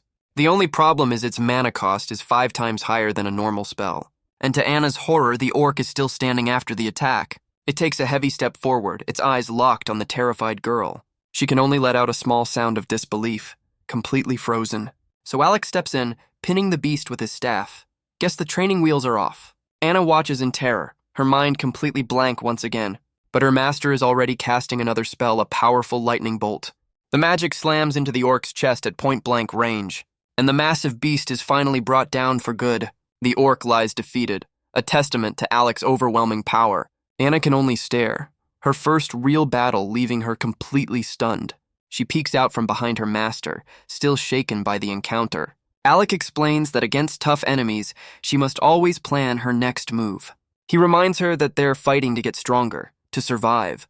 Because if they're defeated, it's all over.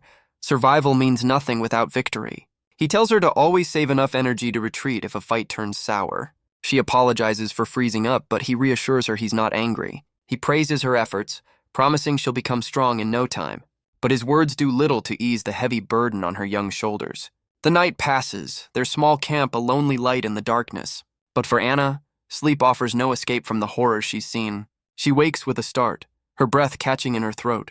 In her dreams, she calls out for the sister she lost. She begs Mia not to leave her behind, a desperate, childish plea. The memory of that day plays over, a relentless nightmare. She screams her sister's name, trapped in the moment of her loss. Her cries echo into a vast, empty darkness. Alec's voice cuts through the dream, asking if she's all right. She finally wakes, the phantom tears of her nightmare still fresh. He offers to make her some hot milk to calm her nerves. Later, he studies a glowing book by the campfire's light. Anna's attention is drawn to a pile of strange equipment. He explains it's a magic item he crafted to sell for funds. She's stunned to learn he made their tent and lamps as well. He humbly says he can't do everything, unlike his grandfather. But his skills only make her feel more weak and useless. He turns, surprised by her sudden change in mood. She breaks down, saying Mia was better at everything than her. A classic case of little sister syndrome.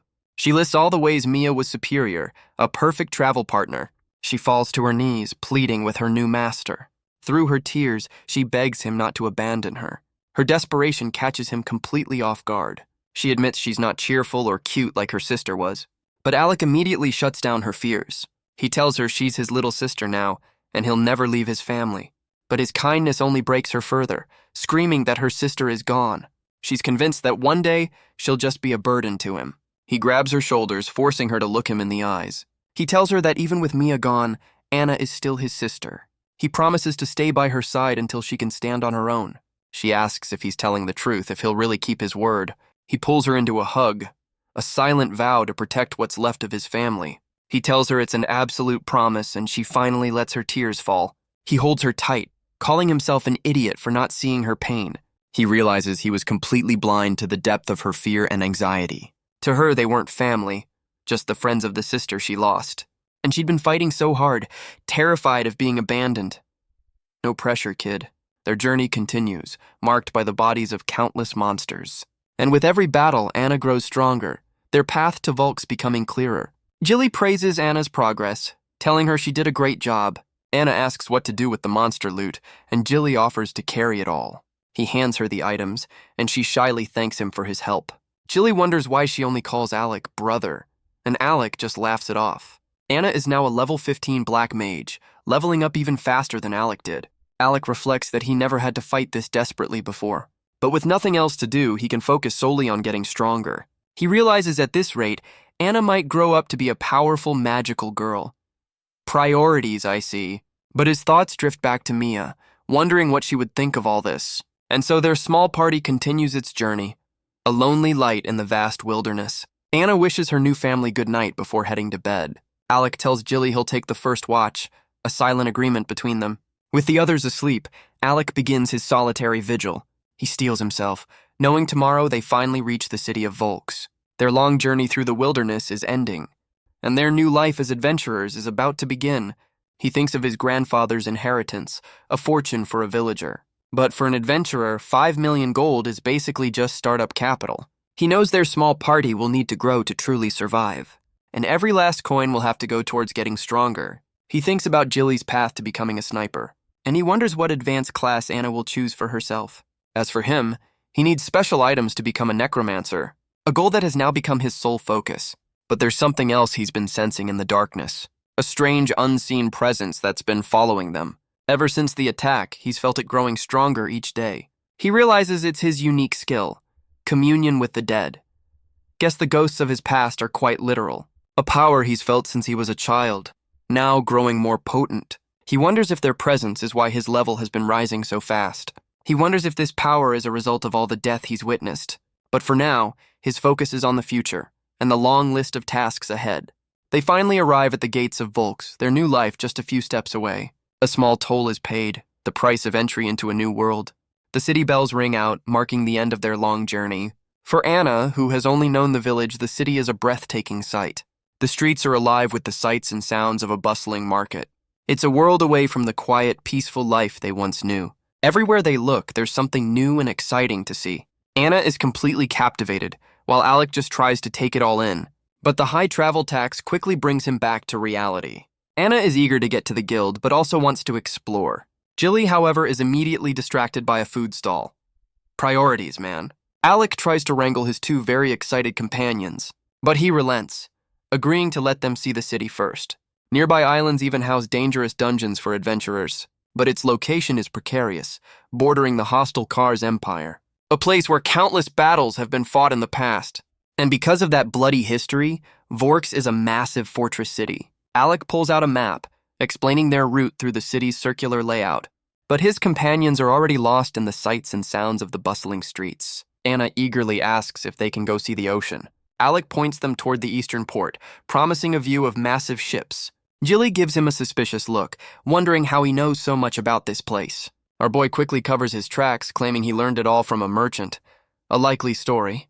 Jilly seems to buy it, and Alec breathes a quiet sigh of relief. He mutters to himself, realizing he almost revealed his game knowledge. But as he looks around, he notices something is wrong with the city's economy. His friends call out to him, and he quickly snaps back to reality. Anna declares their next stop is the port, her excitement bubbling over.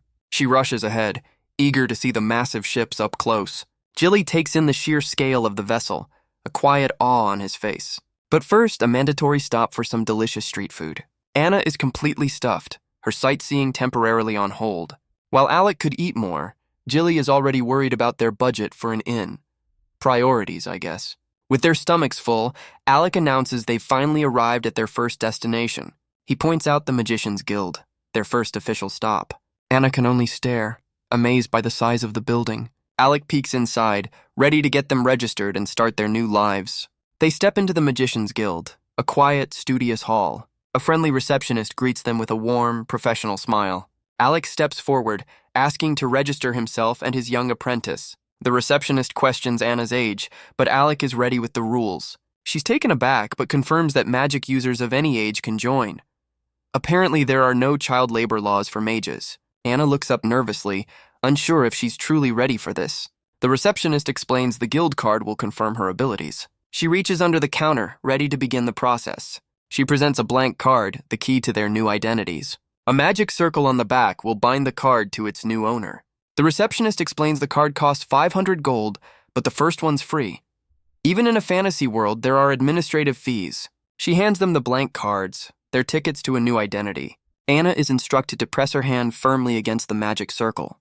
With a bit of concentration, the process begins. And just like that, Anna's card is complete, displaying her impressive level. Alec notes that the card only shows their job classes, not their specific skills.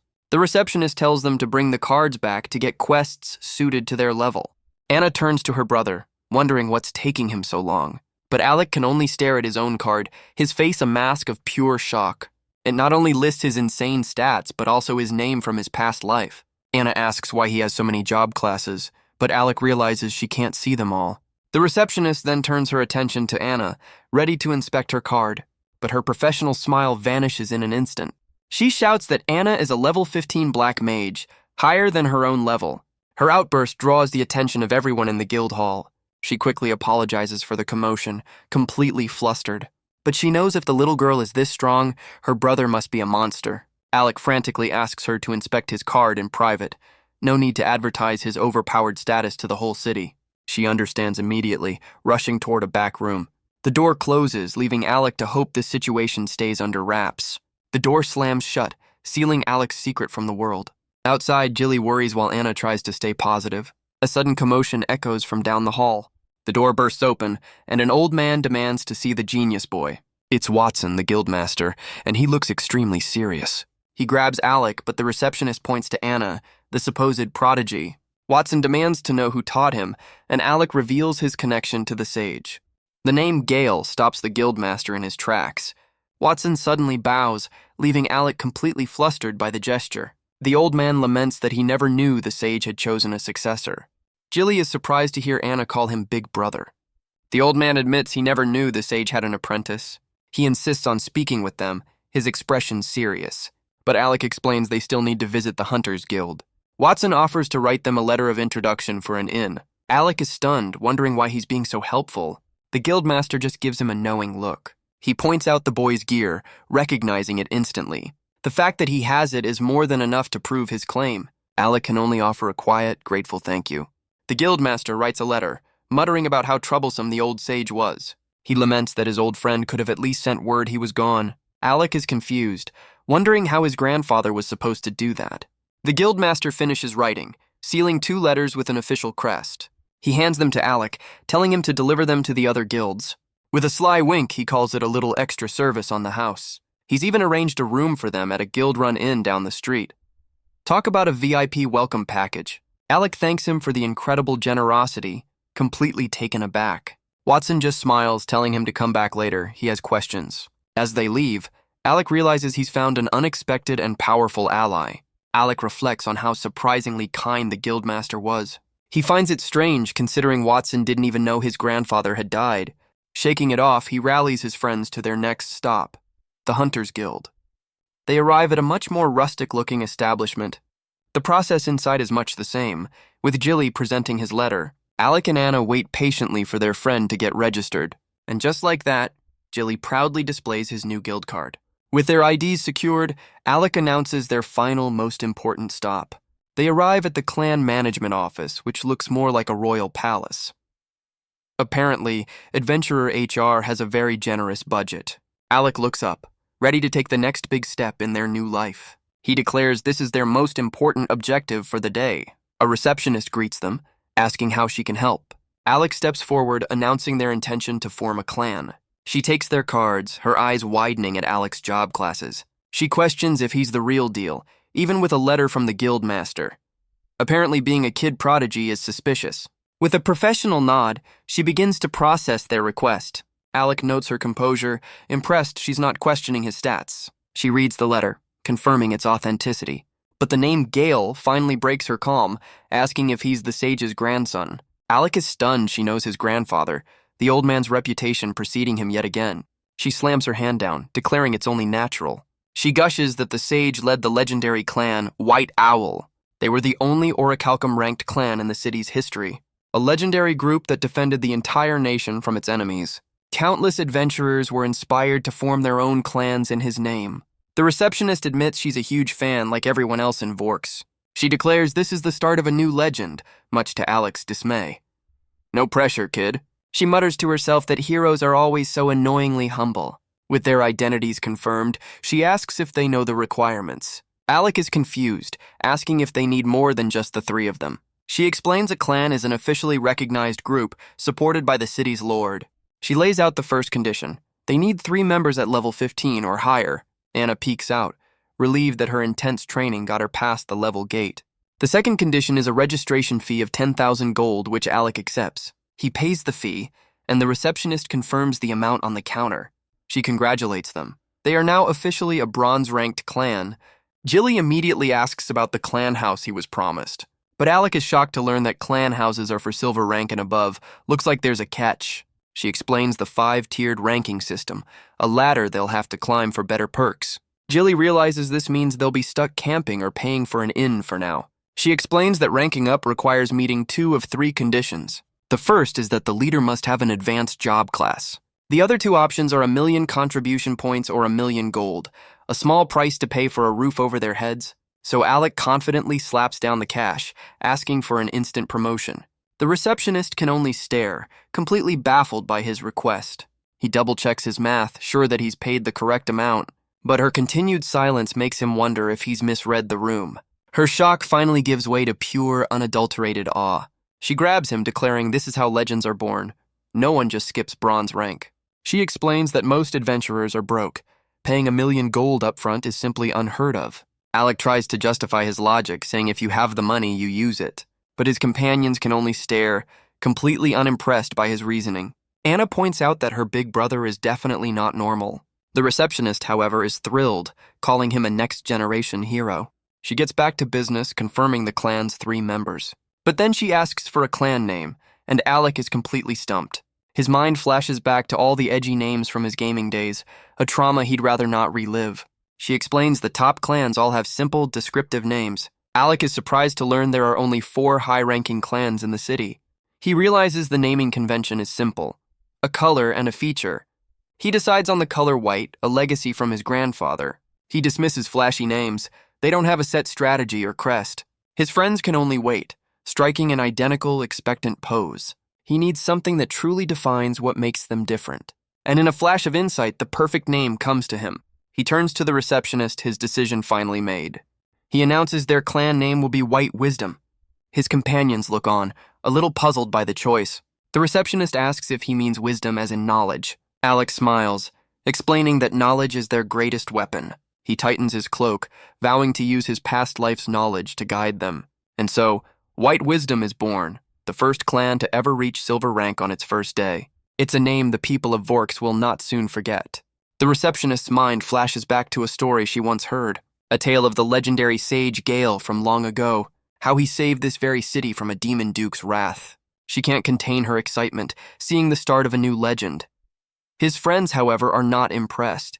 But Alex's mind is filled with a different memory, a vision of the home he lost and the people he failed to save, a grim reminder of the pain that fuels his every move. But his mind is a prison, replaying the horrors he's witnessed. The bodies of his friends and neighbors litter the ground. And the face of Mia, her life stolen far too soon. He jolts awake, the nightmare still clinging to him. Morning comes, but offers little peace in their new inn-room. With their business done, they head to their new clan house. Alec can only stare, taking in the sight of their new home. Anna looks up, realizing this is their very own place. Jilly asks if this is really their house, a real upgrade from a tent. And with a genuine smile, Alec confirms their new life has begun. The receptionist proudly presents their new clan house. Jilly can't believe the size, worried he'll get lost inside. Alec stammers that this is far too grand for a silver rank clan. But she waves off his concerns, welcoming them into their fully furnished home. Inside, a young maid greets them with a formal bow. She introduces herself as Mary, their new personal maid. Because of course they get a maid. The receptionist reveals Mary as her little sister, asking Alec to take her on. Mary wastes no time, eagerly offering to give them a grand tour. Alec can only follow, realizing this family is a force of nature. She points out the dining hall, kitchen, and even a luxurious bathroom. Mary shows them the floor plan for the 10 private bedrooms upstairs. She cheerfully adds there's even a warehouse in the basement. Alec questions the receptionist, insisting this is far too grand for their rank. But she explains the guild is subsidizing it, and it's free for silver rank anyway. She then asks if he'd prefer the standard 3-room house instead. A classic upsell, but in reverse. Alec falls silent, weighing his options as Anna watches him. Jilly can't believe his ears, asking if Alec is really considering it. Anna wonders if 3 rooms are enough, but Alec knows they'll need more. Jilly remembers their plan to recruit new members for the clan. The receptionist smiles, promising a list of candidates will be ready soon. With the tour over, Mary presents the contract for him to sign. The receptionist smirks, knowing her plan has worked perfectly. Alec signs, explaining he secured a subsidy thanks to the guildmaster's letter. Anna celebrates, hoping this proves she's a capable member of the team. Melissa is already planning her future as the hero's personal secretary. Talk about playing the long game. The next day, they're summoned back to the Magician's Guild. A woman with glasses leads Alec through the guild's private halls. She announces his arrival to the guildmaster, who is waiting for him. Alec looks on nervously, unsure what this meeting is about. Watson greets him with a smile, noting he's heard all about their instant promotion. Alec admits he's caused quite a stir in the city. Watson formally introduces himself, claiming to be like a great uncle to the boy. Alec is confused, asking if they're truly related by blood. The old man explains they were orphans, raised like brothers under the same master. Alec admits his grandfather never spoke of his past. He then delivers the news. The sage died 7 years ago. The guildmaster quietly processes the loss of his old friend. He laments that Gale never sent word even to him. The woman with glasses chimes in, declaring Gale is a hero in Vorks. Apparently, the fan club is still active. Alec leans forward, eager to learn about the man his grandfather once was. Watson decides it's time to tell the boy the whole story. He and Gale grew up in a town that was ravaged by a deadly plague. The streets were filled with the sick, all just waiting to die. He and his brother were among them, their lives fading away. But in their darkest hour, a mysterious figure appeared, a powerful mage who saved them when they were on the brink of death. The plague was a curse, and their innate magic potential saved them. They became his apprentices, and Watson eventually joined the guild. But Gale became a legendary adventurer, so famous the Lord created the clan system just for him. Alec is stunned. The entire system was built to support his grandfather's overwhelming power. Alec can only marvel at his grandfather's insane power level. Watson recalls a war 50 years ago when an empire invaded. Gale faced 3,000 soldiers alone and won with 0 casualties. Talk about an overpowered family tree. That's why, Watson explains, everyone in Vorks knows the sage's name. But the story takes a tragic turn. Gale's lover died in battle. Broken by his loss, the legendary hero retired and left the city. Alec sees the terrible parallel between their lives. A heavy silence fills the room, 2 generations linked by grief. Watson then changes the subject, asking if Lily is doing well. The sudden question catches Alec completely off guard. Watson explains that Gale was once pursued to Kettle Village. Alec listens, the name of his home catching him by surprise. He then reveals the terrible truth. His village was attacked 16 days ago. He recounts how their homes were set ablaze by unknown invaders, and how almost everyone, including their beloved chief, was slaughtered. The news hits Watson like a physical blow, his face a mask of shock. Alec confirms that he, Jilly, and Anna are the only survivors of the massacre. The guildmaster can hardly believe it, asking if they traveled here all alone. He's overcome with grief and disbelief, muttering about the tragedy. A real gut punch for the old man. A heavy silence falls as he processes the horrific news. Alec explains the attackers were a disciplined, well-trained army. Watson's face darkens as he mutters a single word: the Empire. Alec can only confirm his worst fears are likely true. The guildmaster asks if the Duke was informed of Gale's death. A terrible realization dawns on Watson as he looks at a portrait. He tells Alec he must speak with the city's lord immediately. He promises to contact the boy once things have settled down. Alec turns to leave, his mind racing with this new information. But Watson stops him, offering his unwavering support in these dark times. Alec offers a genuine smile, grateful for the powerful new ally. Alec takes his leave, the heavy conversation finally over. He looks back, his mind already processing the new information.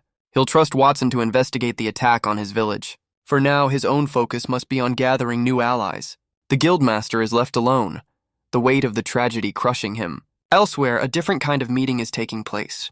The armored woman from the royal visit listens with a grim expression. Her companion seems far more agitated by the news they're receiving. Looks like someone's having a bad day at the office. Back at the clan house, Alec stares at a blank page, planning their next move. Meanwhile, a mysterious figure arrives at a grand, imposing estate. A young man named Rouge Howard arrives at the clan house. He's here for an interview, hoping to join White Wisdom. The door opens and Mary greets him with a cheerful smile. She confirms he's here for the interview and leads him inside. Rouge tries to calm his nerves, banking on his guild recommendation. Mary leads him to a large door where his future awaits. Inside, Alec, Anna, and Jilly are waiting for him. Rouge recognizes the legendary sage's grandson immediately. He gives a deep, formal bow, introducing himself properly. Alec stands, welcoming him as the leader of the clan. The job interview is officially underway. Alec gestures for the young man to take a seat. Rouge wonders if his noble status will affect his position here. Alec introduces Jilly, a level 50 hunter and the clan's sub-leader. The news of Jilly's high level leaves Rouge completely stunned. He then introduces Anna, a 7-year-old level 15 black mage. Rouge can only stammer a greeting, baffled by the little girl's power.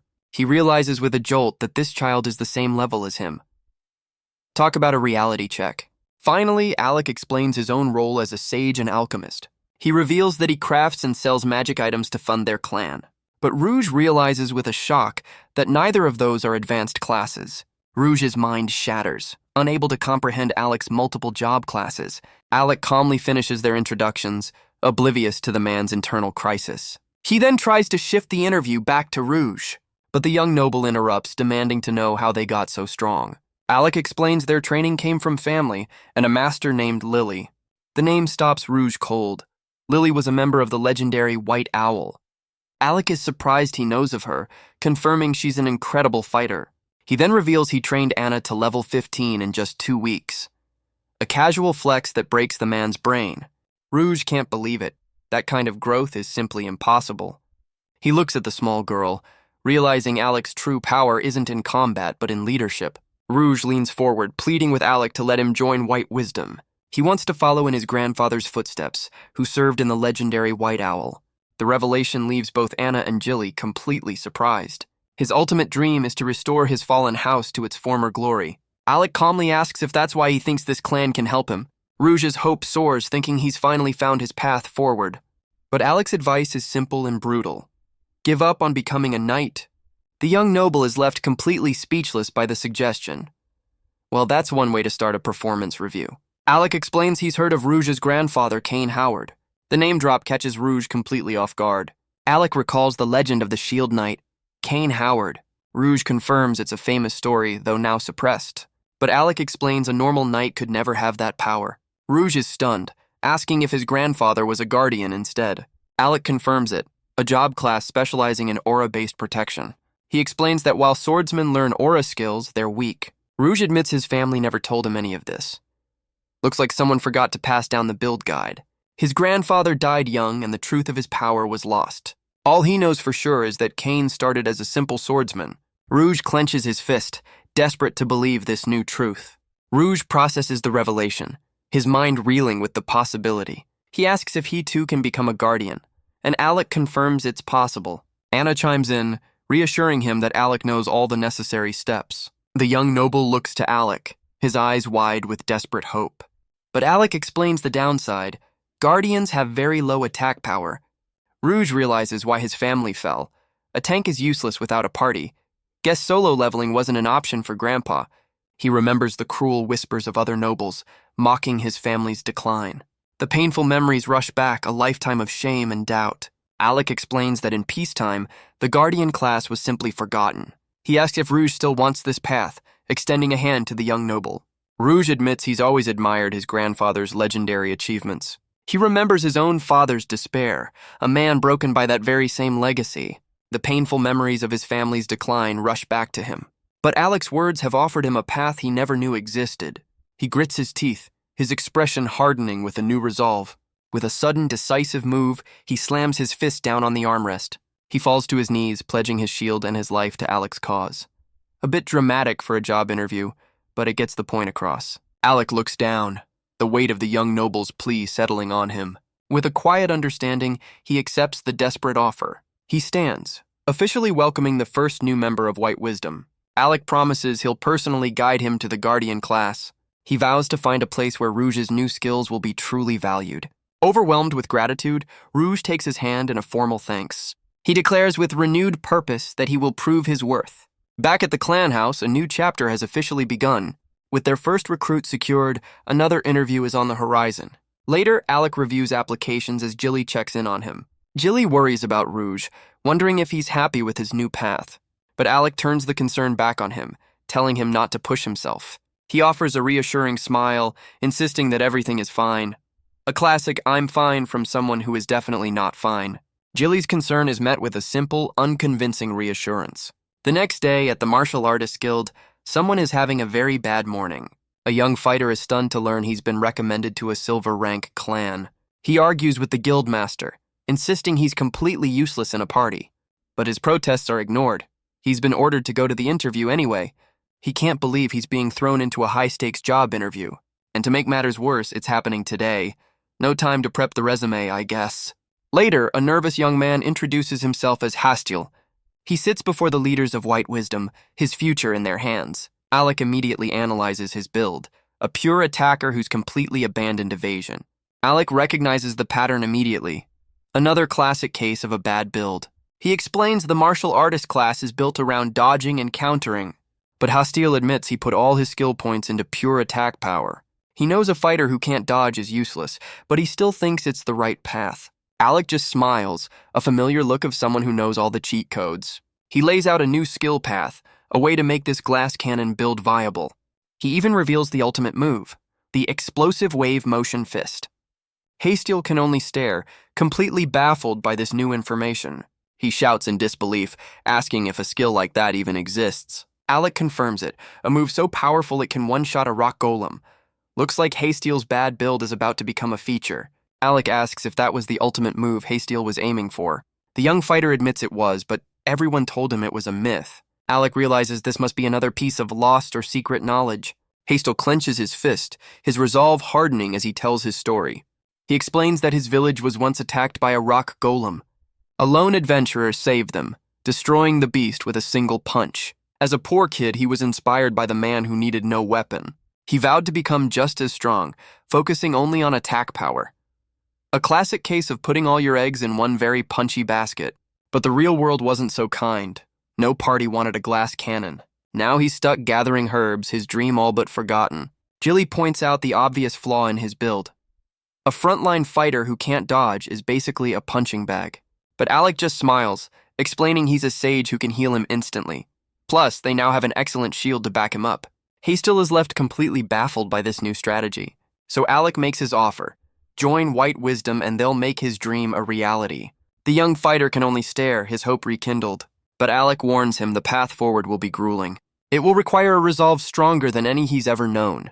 Hastel's eyes widen, a fire of determination igniting within him.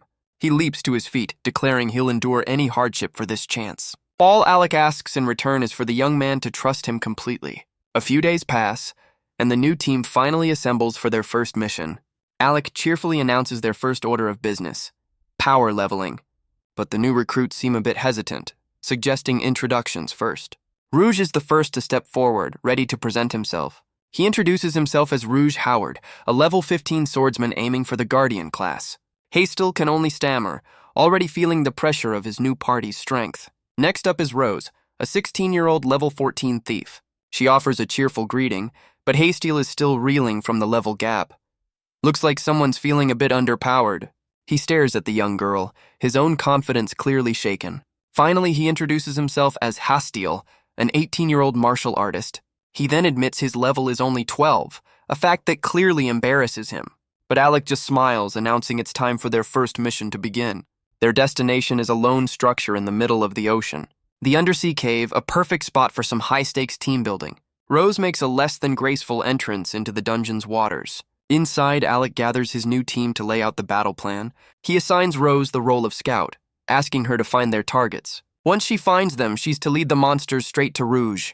Rouge's job is simple: tank the hits and draw all the attention. And Anna will be the finisher, taking down the immobilized monsters with ease. Hastel asks what his role in this grand strategy will be. Alec bends down, picking up a simple stone from the cave floor. He places the small rock in the martial artist's hand. He explains Hastel's job is to throw the rock and then wait patiently. A truly revolutionary battle tactic. Hastel can only stare, completely baffled by the instructions. He argues that throwing a rock isn't exactly a high-damage move, but he reluctantly accepts that this must be part of his training. Alec looks him dead in the eye, asking for his complete trust. With the plan set, he sends Rose deeper into the cave to begin. The team watches as Rouge takes his position, ready for the harsh training to begin. Hastel can only wonder what kind of training this is. Meanwhile, Rose waits patiently for her target to appear. She springs into action, grabbing the monster's attention. And Hastel continues his vital mission. Holding a rock, Rose leads the beast back, announcing she's brought a friend. Rouge steps forward, shield raised, ready to take the hit. He shouts, drawing the creature's full attention to himself. The monster takes the bait, its sharp teeth bared. It locks onto its target, charging straight for the young knight. A real test of his new career path. The attack slams into his shield in a burst of energy. With Rouge holding the line, Anna unleashes a lightning bolt. The beast is dispatched in an instant, its body smoking in the water. Alec claps, explaining that this is their basic combat strategy. He tells Rouge his shield bash won't cause knockback, making him a stable anchor. He then turns to Hastel, telling him to throw his rock next. With a cheerful cry, Alec tells them to keep up the pace. Rose returns with their next target, a rather angry-looking octopus. And Hastel continues his vital mission of holding a single, solitary rock. Rouge takes the hit, getting covered in a sticky, slimy substance. And Anna prepares to finish it off, her wand aimed and ready. Hastel continues his intense rock-holding training.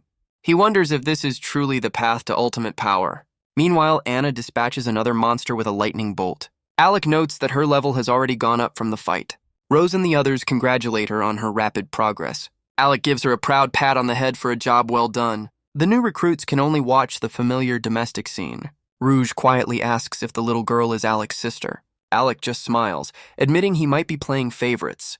But Hastel just scoffs, insisting it's none of his business. Alec then points out that Hastel has also leveled up from the fight. The martial artist clenches his fist, noticing his own aura has grown stronger. He looks at his hands, confused, feeling his senses have been sharpened. He realizes this passive training is honing his skills in a way he never expected. Alec just smiles, explaining this is all part of refining his one-shot kill build. He looks on with a quiet, confident smile. He knows that at this rate, Hastiel's dream is finally within reach. The young fighter's eyes widen, his determination renewed. His mind flashes back to the hero who saved his village long ago, and he makes a silent vow to become just as strong as the man who inspired him. Alec tells Hastiel it's time for them to move forward. The young fighter clenches his fist, ready to throw as many rocks as it takes. He declares his complete faith in his leader and heads deeper into the cave. As they walk, Rose reflects on the young man's simple dream. The newly formed party ventures further into the dungeon's depths. Their footsteps echo in the quiet, damp cave. Rose muses that a dream alone won't fill your stomach. A very practical take on the shonen power fantasy. But far away in the royal capital of the Pendragon Kingdom, a familiar knight walks the halls of a grand palace. It's Chris, the princess's flustered guard. He announces his arrival at a grand door, summoned by the princess herself. He pushes open the heavy doors to her private chambers. He finds the princess in a moment of quiet prayer. She turns, her prayer finished, and asks for his report. He delivers the terrible news. The sage's village has been wiped out. The princess takes in the information with a grim, quiet acceptance. Chris suspects it was the Empire's doing, and she agrees they acted fast. She turns away, asking for his opinion on their next move. She decides she must be more careful, lest her brother notice her plans. So there's a brother in the picture. Great. A quiet moment of contemplation as she weighs her options. But a small smile forms. With the sage's village gone, so is the illusion of his protection. She declares that now it's time for a fun little war. A cold resolve settles on her face, her path now clear. Back in the dungeon, Rose hopes their leader will be pleased.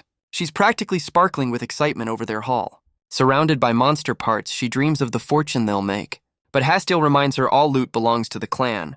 Party funds come first, apparently. He knows Alec will craft them into items, but he'll miss the raw materials. Rouge points out they couldn't have done any of this without Alec. Hastiel agrees, realizing their leader is truly one of a kind. He then tries to get Rose to help with the butchering, but she's not interested. Anna asks why Rose is acting like a common thief. She explains that butchering is a hunter's job, as Jilly demonstrates. Rose glances over, clearly not eager to get her hands dirty. The boys are already hard at work, covered in monster guts. But Rose is just happy that Anna is finally talking to her. She gets a little too close for comfort, much to Anna's dismay. Alex sees an opportunity, approaching Rose with a cheerful smile. He hands her a list of monster parts and their market value. A very subtle hint. He asks her to take over the butchering, since it's a hunter's job. He adds that if she does the work, she can keep the spoils. Rose is not thrilled with this performance review. He cheerfully explains that the quality of their meals now depends entirely on her. Rose happily accepts the challenge, eager to prove her worth to the team. With the day's hunt over, Alec announces it's time for everyone to pitch in. He points out an injury on Rouge's leg, a reminder of the day's brutal battles. Their haul is impressive, a pile of valuable monster parts and pearls. But Rose's initial excitement quickly fades into nervous exhaustion. 3 days later, the new recruits are completely wiped out. Welcome to the Power Leveling Express, folks. Hastiel admits that at least their leader is always there to heal them. But Rouge can barely speak, still reeling from the non-stop forced march. And Rose can only agree, the brutal training pushing her to her absolute limit. But Alec just cheerfully announces they have 2 more days of this. Anna tugs on his cloak, reassuring him that she can still keep going. Rouge and Hastiel try to rally, insisting they can't show weakness now. Even in her exhaustion, Rose is thrilled with their haul of materials. Alec explains they just need to survive 2 more days to earn a weekend off. A surprisingly modern HR policy for a fantasy world. He then sweetens the deal, promising their first salary upon their return. The news sends a jolt of energy through Rose, her exhaustion forgotten. She celebrates wildly, thanking Alec for the incredible offer. But Anna quickly intervenes, pulling the overly enthusiastic thief away from her brother. 4 days later, back at the clan house, Alec gets ready to craft. Alec surveys the massive pile of monster parts and pearls on his alchemy table. He reflects that Rose, in particular, has been working incredibly hard. With this much material, he's confident the clan's finances are more than secure. The grind was definitely worth it. But his work is interrupted as Mary peeks in, announcing he has a visitor. She explains it's an elderly woman from the local orphanage, leaving Alec confused. He follows her out of the workshop, still unsure what this is about. In the sitting room, an elderly woman in a nun's habit greets him formally. She introduces herself as Lana, the director of the Vork's orphanage. She explains she's here because she heard Rose is now in his care, catching Alec off guard. As they sit down, Lana apologizes for the intrusion and Alec realizes the connection. Lana explains she took Rose in after her parents died, leaving her with no one. A few years ago, Rose left to make her own way, joining the Thieves Guild. Alec says Rose is out, but Lana clarifies she's actually here to see him. She smiles, telling him to be less formal, just like his grandfather used to. The comparison to the legendary sage leaves Alec completely baffled. As Mary brings tea, she reveals the orphanage was founded by Gale himself. Looks like Grandpa was a secret philanthropist. Just then, Rose returns, announcing she's back from her errands. She spots the unexpected guest from down the hall. Peeking around the corner, her face is a mask of pure shock. She cries out, stunned to see the director of her old orphanage in her new home. Lana reveals Gale founded the orphanage but insisted she take all the credit. She admits she came as soon as she heard Rose had joined his clan. Rose peeks from the doorway, worried she'll be a bad influence on them. But Alec just smiles, revealing he was also an orphan raised by his grandfather. The revelation leaves Rose completely stunned and speechless. She stammers that she only got here thanks to his strict guidance. Alec explains that his friends and sister are also orphans, and this clan is their new home. A real collection of strays. This one. The old nun is moved to tears by his noble intentions. Rose admits she'd assumed he was just some spoiled rich kid living off his family name. She realizes even little Anna is stronger and has been fighting just as hard. The old nun smiles, admitting she was worried about Rose's future. But she reveals the orphanage has received anonymous donations for years. She's always suspected it was Rose, ever since the day she left. But the large sums of money made her fear Rose was in danger. A flashback reveals Rose's past, watching a man harass a barmaid. She used her skills to relieve the man of his coin purse. A real Robin Hood in the making. A swift, unseen hand secures the stolen pouch of gold. She proudly displays her prize, a mischievous look on her face. Her old mentor scolds her for using her skills for thievery. But Rose saw no crime in taking from those who deserved it. But Lana smiles, saying she wants Rose to live for herself now. Alec can only listen, the weight of her words settling in. A flashback shows Rose's past, caring for the other children. Alec reassures her that Rose will be safe in his clan. Rose hides, ashamed, muttering that she's too busy for such worries. With her piece said, the old nun takes her leave from the clan house. Rose is left alone in the hall, her thoughts a quiet storm. She finally breaks, a quiet sob escaping in the empty hall. But Alec finds her, his sudden appearance catching her off guard. He explains the director just left, but Rose seems surprised he was looking for her. She tries to laugh it off, saying she just wanted to put the director's mind at ease. With a quick farewell, she makes a hasty retreat down the hall. Alec is left to wonder about the girl's complicated past. Later that night, a quiet calm settles over the clan house. In her room, Rose studies a list of monster parts, her new duty. But a sudden knock at her door breaks her concentration. It's Alec asking if she has a moment to talk. They sit together on the balcony, and he brings up the director's visit. He then suggests that their clan should start donating to the orphanage. A surprisingly wholesome use of monster-slaying profits. The idea catches Rose completely off guard, her eyes wide with disbelief. Rose is flustered, asking why he'd go so far for her. She insists it's not his responsibility to carry her burdens. But Alec explains it's a lesson from his grandfather, to use his power for others, a lesson that came with a harsh truth. You can't save everyone, so he's decided to protect those he can reach, those closest to him. The idea of someone fighting for her sake is a foreign concept. She quietly asks if that promise includes her. Alec just smiles, saying of course it does, they're all family now. Looks like the clan is also a support group. The word family echoes in her mind, a concept she'd long forgotten. With a bright, genuine smile, she decides to call him Big Brother, too. But Anna quickly objects, declaring that Alec is her big brother. Rose suggests calling him Boss instead, since she's the older one. She insists it has a better family feel, and the new title is settled. Looks like the clan now has a mob boss. The next day, Alec prepares for another round of interviews. He's already exhausted just thinking about the work ahead. He offers Rose a monthly salary of 20,000 gold. He promises raises for promotions, and Rose instantly accepts the offer. She's stunned. There aren't more conditions attached to the job. She cheerfully admits that money is all that matters to her. A girl after my own heart. And with that, the new members of White Wisdom are officially assembled. Alec reviews his new party, each member assigned a specific role. He vows to make White Wisdom an unshakable fortress for his new family. But first he needs to power level everyone before Jilly returns. And so, the newly formed party sets sail for a new adventure. 14 days later, their journey is finally nearing its end. Though for Rouge, the end can't come soon enough.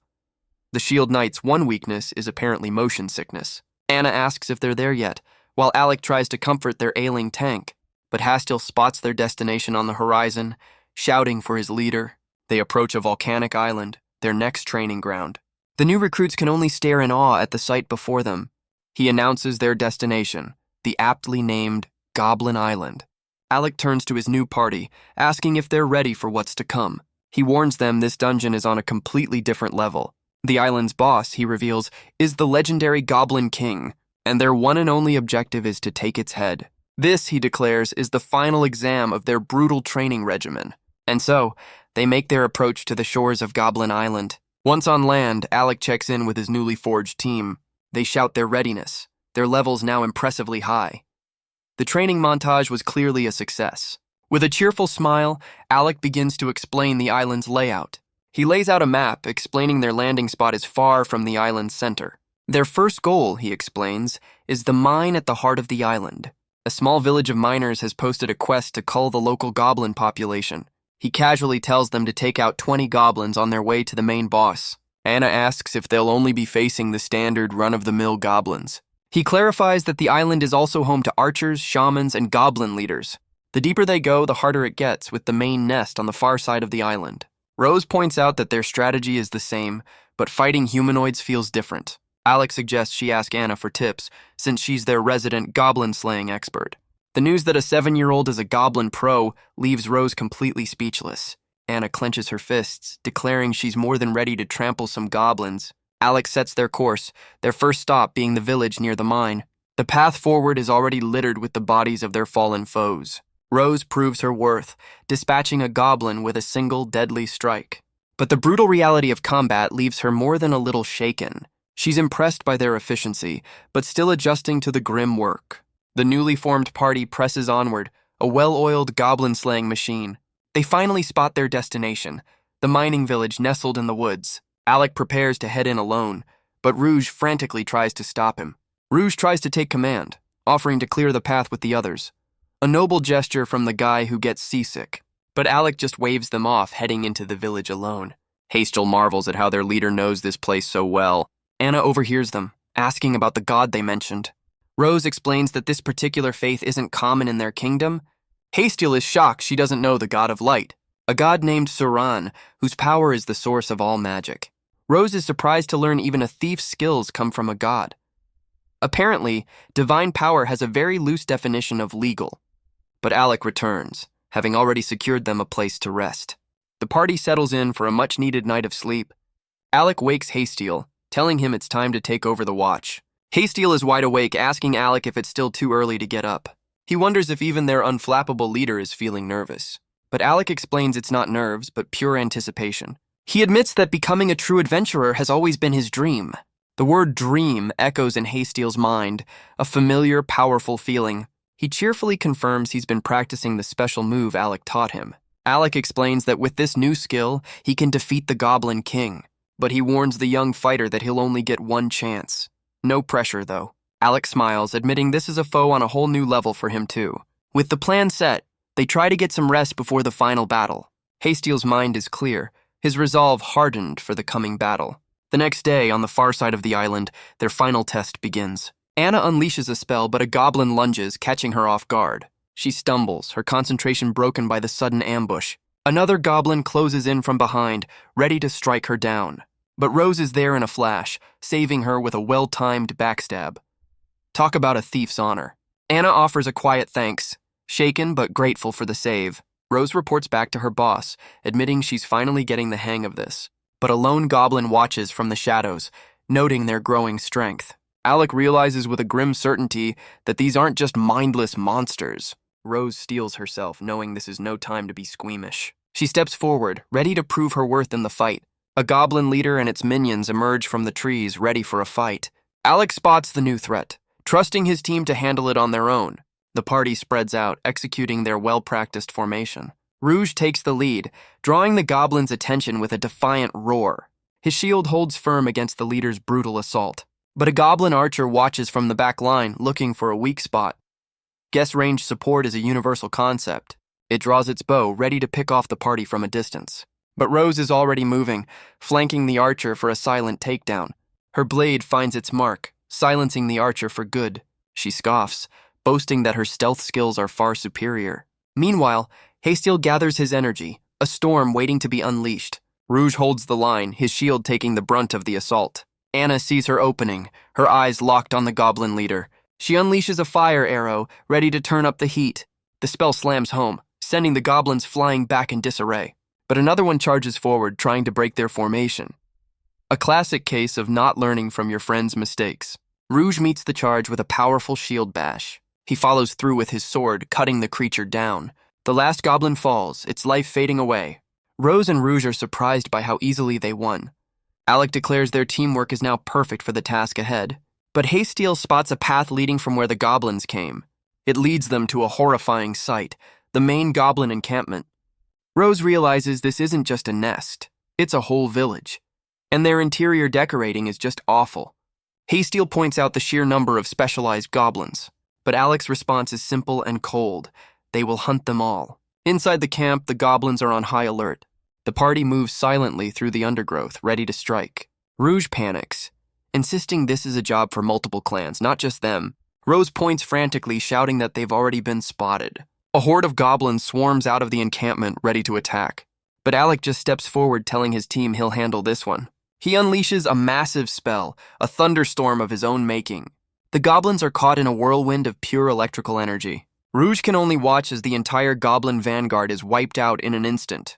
With a cheerful smile, Alec declares that the hunt has officially begun. The remaining goblins can only stare, their faces a mask of pure rage. And so, the party charges forward, ready to finish what he started. Alec takes command, ordering Rouge to hold the line at all costs. The young knight roars a challenge, drawing the full force of the horde. They crash against his shield, a brutal, overwhelming wave of bodies. He grits his teeth, straining under the immense, unrelenting pressure. Meanwhile, Rose is tasked with protecting the backline from any stragglers. But Hastiel is left confused, wondering what his role is in all this. The young martial artist feels completely sidelined from the main fight. But he steels himself, putting his complete faith in his leader's plan. Guess rock throwing was just the warm-up. The battle rages on, Anna's magic carving a path through the chaos. The goblins are suddenly immobilized, caught in a magical bind spell. With the enemy immobilized, Rouge runs one through with his sword. He grits his teeth, vowing that none of them will get past him. He follows up with a shield swing, clearing a path through the horde. The goblins are sent flying, their formation completely shattered, and Anna unleashes a firestorm, incinerating the stunned creatures. Rouge can only marvel at the little girl's overwhelming firepower, but his attention is suddenly drawn by an attack from the side. He's struck by a magical blast, catching him completely off guard. He realizes a shaman is hiding in the ranks, pelting him with fire arrows. But Rose is already on it, silencing the goblin caster for good. Rouge shouts his thanks to Rose, grateful for the timely assist. But their celebration is cut short as another wave of goblins charges forward. Rouge can only watch in disbelief, wondering if this horde is truly endless. He stands his ground amidst the carnage, vowing that the front line will not fall. He realizes this brutal trial is forcing him to grow stronger than he ever thought possible. With a defiant roar, he challenges the next wave to do their worst. A new, more powerful goblin leader steps forward to answer his call. The blow slams into his shield with a bone-jarring impact. The goblin leader realizes this human's defense is on another level, and Rouge struggles to hold on, his arms straining against the overwhelming power. But with Alec's buffs, Rouge holds the line against the goblin leader. He follows up with a shield swing, sending the creature stumbling back. He shouts his thanks, knowing Alec's support is keeping him in the fight. Anna sees her opening, unleashing a powerful firewall to block their path. The spell sends the remaining goblins flying, breaking their charge completely. All the while, Alec coordinates from the back, a one-man support unit. The battlefield is a testament to their perfect, brutal efficiency. Rouge catches his breath, wondering if the worst is finally over. Famous last words in a dungeon, my friend. But Hastiel's frantic shout draws their attention to a new threat. In the distance, the Goblin King finally makes his grand entrance. The Goblin King is a mountain of muscle and cheap-looking armor. He steps over the body of his fallen soldier, his sword raised high. The final boss of the island makes his grand, ugly entrance. But Alec just smiles, welcoming the Goblin King to the party. He tells his team to hold the line for just 2 more minutes. He then turns to Hastiel, telling him to prepare his ultimate move. The king leads his royal guard in one final desperate charge. Rouge meets the assault head-on, his shield the only thing holding them back. A promotion is definitely in order for this guy. Rose sees her chance, moving to flank the king while he's distracted. The Goblin King roars, his full attention now on the battle before him. But her attack is easily parried by the Goblin King. He sends her flying with a single, brutal backhand. Rouge and Rose realize they might not survive the 2 minutes Alec asked for. But Alec has a plan, ordering Anna to cast a firewall down the center. A massive wall of flame erupts, splitting the Goblin army in two. Meanwhile, Hastiel focuses, gathering all his energy for a single strike. He takes his stance, waiting for the perfect moment to attack. Alec casts his final buff, enchanting Hastiel's fists with raw power. The young martial artist's hands glow, ready to unleash his ultimate move. The Goblin King is now completely isolated, trapped by the wall of fire. Hastiel hesitates, his mind racing with doubt. He remembers Alec's final words. All he has to do is trust him. The Goblin King roars, trapped and furious, ready to strike down anyone who approaches. But the battlefield is set, the king perfectly isolated for the final blow. Alec gives the command, telling Hastiel to close the distance now. In a flash of pure speed, Hastiel vanishes from his spot. He reappears in front of the king, his fist ready to deliver the final judgment. The goblin horde can only watch, stunned by the fighter's impossible speed. The king's arrogant expression shatters into one of pure, utter shock. And Hastiel's ultimate move, the explosive wave motion fist, finds its mark. The martial artist's fist glows with an immense, focused power. He unleashes the full force of the legendary technique. The Goblin King's armor shatters under the overwhelming impact. The massive beast is sent flying, its reign of terror over. The rest of the party can only stare, completely stunned by the display. The Goblin King lies defeated, a testament to Hastiel's new power. He turns to the remaining goblins, his expression cold and determined. He clenches his fist, declaring his victory, his dream finally realized. The goblin horde breaks, fleeing in absolute terror. Guess they didn't sign up for a one-punch man crossover. Rose rushes forward, amazed he took down the boss in a single blow. Hastiel can only stare, the shock of his own power still sinking in. He picks up the simple rock he was told to carry, his old mission now obsolete. With a quiet grunt, he walks away, the weight of his past finally lifted. The tension finally breaks, and he lets out a wild, triumphant laugh. Anna rushes forward, declaring him the undisputed MVP of the day. But when Alec approaches, Hastiel offers him a new name, Hasty. He explains it's a name reserved only for those he considers close, and he asks his leader to be the one to use it. A real sign you've made it in the party. Alec takes in the young man's earnest request. With a warm smile, he accepts, welcoming Hasty to the team. Alec and Hasty share a fist bump, a new bond forged in battle. Rose pipes up, demanding a nickname of her own. Can't let the boys have all the fun, I guess. Alec is suddenly holding the Goblin King's crown, wondering where it came from. Rose proudly presents her prize, admitting she swiped it before Hasty's final blow. Rouge is appalled by her casual tone with their leader. He then frantically insists Alec drop the formalities with him too. Rose declares Hasty her new rival, much to his complete annoyance. As the others bicker, Alec and Anna quietly walk away from the chaos. Anna looks back, noting that even the goblins had a home here. But Alec reassures her, explaining that monsters always return. Anna can only offer a quiet, somber agreement. Back at the clan house, a quiet night settles over their new home. The new recruits return, cheerfully announcing they're back. Mary is there to greet them with a warm, professional welcome. Alec asks if anything happened while they were gone, but Mary seems hesitant. But a familiar voice cuts through the quiet hall, calling his name. Jilly has finally returned, looking stronger and more confident than ever. Alec's face lights up, overjoyed to see his oldest friend again. He asks if Jilly successfully became a sniper, noticing his impressive new gear. Jilly explains he bought it on his way to the capital, leaving the new recruits completely baffled.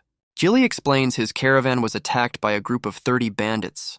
But the guards were outnumbered, so Jilly stepped in and handled it himself. A real one-man army, this guy. But his troubles didn't end there. A wyvern attacked the caravan on the way back. In fact, there were 2 of them, but Jilly handled them with ease. Alec finds this strange. Wyverns shouldn't be appearing so close to the capital. Jilly just smiles, happy he got a rematch and a fancy new bow out of the deal. Their reunion is cut short as Mary rushes in, looking flustered. She explains that a guest has arrived, someone who claims to know Jilly. Peeking into the room, they see 2 men waiting for them. One is a flamboyant man in a feathered hat. The other looks incredibly nervous.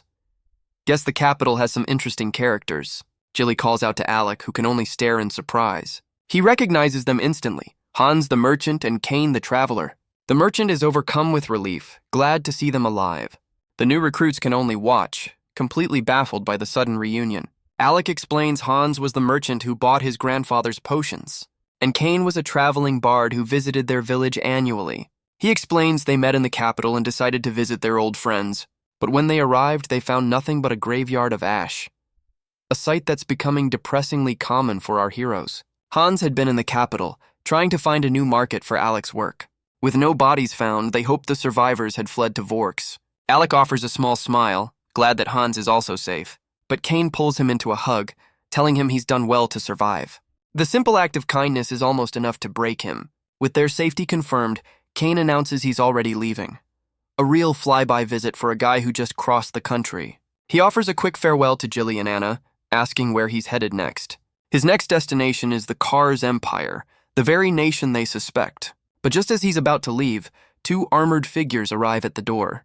Kane explains that as a wanderer, he can gather information discreetly. He promises to return if he learns anything about the attack. But before he goes, he has one final important piece of advice for Alec. Kane's final warning is cryptic: to beware of the black dog. He hopes to see the swordswoman Abby on his next visit. And with that, the mysterious traveler disappears into the night. Hans remarks that Kane is a free spirit, never staying in one place for long. Alec reveals he once suspected Kane was reincarnated, just like him. But a past conversation proved Kane's knowledge was vast, but limited to this world. Guess he's just a fantasy world history buff. Alec admits he'd hoped for a fellow traveler from his old world. But even without that connection, Kane was always a friend he could trust. Alec worries about his friend's safety, but Jilly is confident he'll be fine. Hans agrees, explaining that Kane is smart enough to know when to run. Alec admits to a strange feeling, a turmoil in his chest. Anna then asks Hans what his plans are now that he's here. The merchant panics, realizing he has no home and very little money. He slumps into a chair, admitting he's always been better at worrying about others. But his plight gives Alec a sudden brilliant idea. He offers Hans a spot in their clan, leaving everyone completely stunned. A job offer in the middle of a reunion, very efficient. Alec explains that with his alchemy, they need a merchant to sell their goods. Hans agrees, saying he'd be honored to take on the role. Alec insists that Hans's skills are essential for their future. The word needed hits the merchant hard, a lifeline he never expected. Hans eagerly accepts, promising to be a great asset to the team. Alec calls for Mary, who happily prepares a room for their newest member. He explains Hans will handle their finances, working with Mary and her sister. Anna is thrilled, happy to have another familiar face from their old home.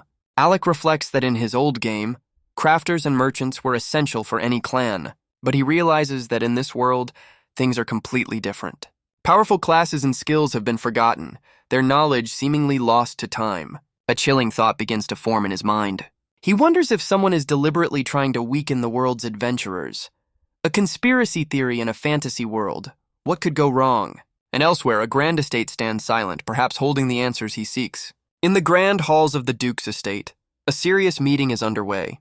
An aide reports his findings to the city's lord. The topic is the attack on Kettle Village and the late sage. The aide confirms the Duke's house was unaware of the sage's death for 7 years. The Duke can only sigh, his worst fears now confirmed. Worse still, no official report of the attack was ever filed. The village's management was left to his eldest son. He'd entrusted it to him as a test before he inherited the entire territory.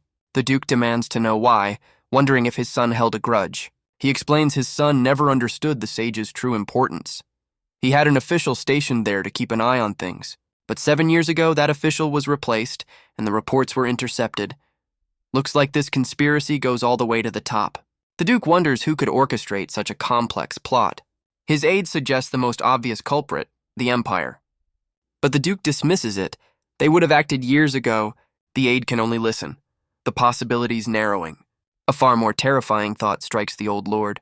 He realizes the conspiracy might originate from within their own kingdom. After all, the kingdom had the most to lose if the sage's death was revealed. The Duke agrees. This is a matter for a higher authority. Looks like it's time to escalate to upper management. He knows now that this was no random attack, but a calculated move, and it means a hidden power is operating right under their noses. The Duke takes a long, heavy drink, the weight of the world on his shoulders.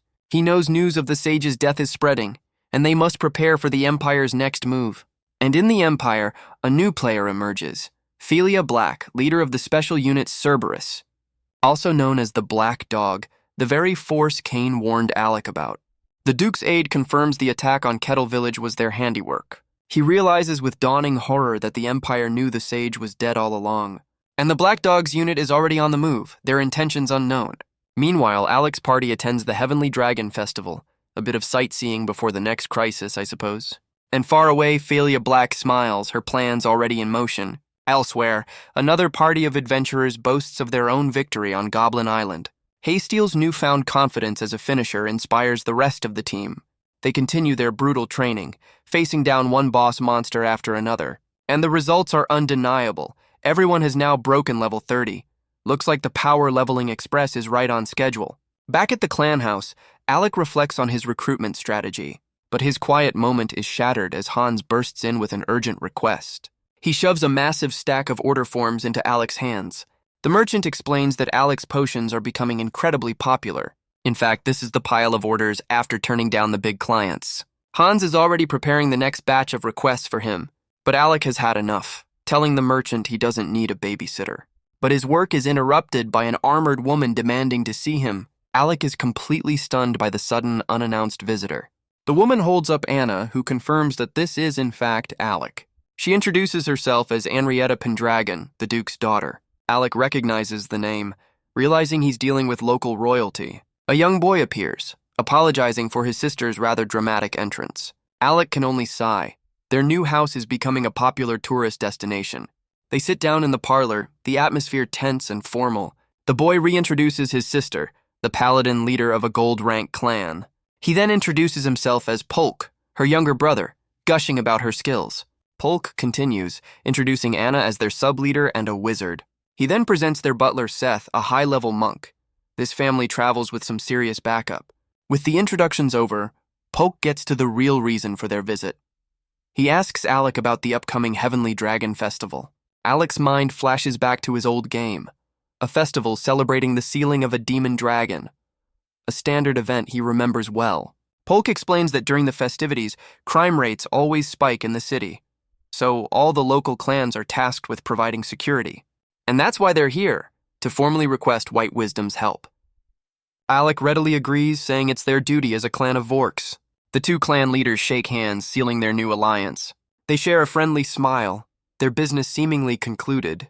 But as Alec smiles, a different, more serious thought crosses his mind.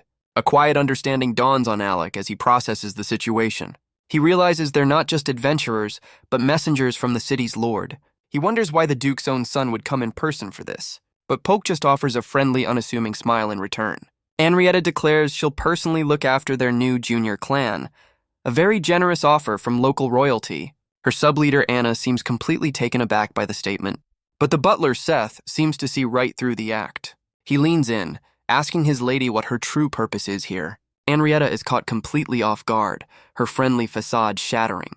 Alec can only watch, realizing there's far more to this visit than he thought.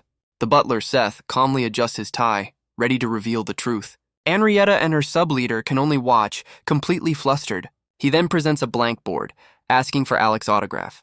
Alec is left completely baffled by the sudden, bizarre request. Henrietta panics, trying to silence her butler before he spills the beans. But Seth explains that his lady has always been a huge fan of the sage, Gale. And now she's an even bigger fan of his grandson, Alec. Looks like our boy has a royal fan club. Seth suggests it would be better to just be honest, much to Henrietta's horror. Alec, completely missing the point, agrees to sign as many as she wants. With their true mission accomplished, the royal siblings take their leave. Henrietta offers a cheerful farewell, her autograph secured. Alec and Mary are left completely flustered by the whirlwind visit.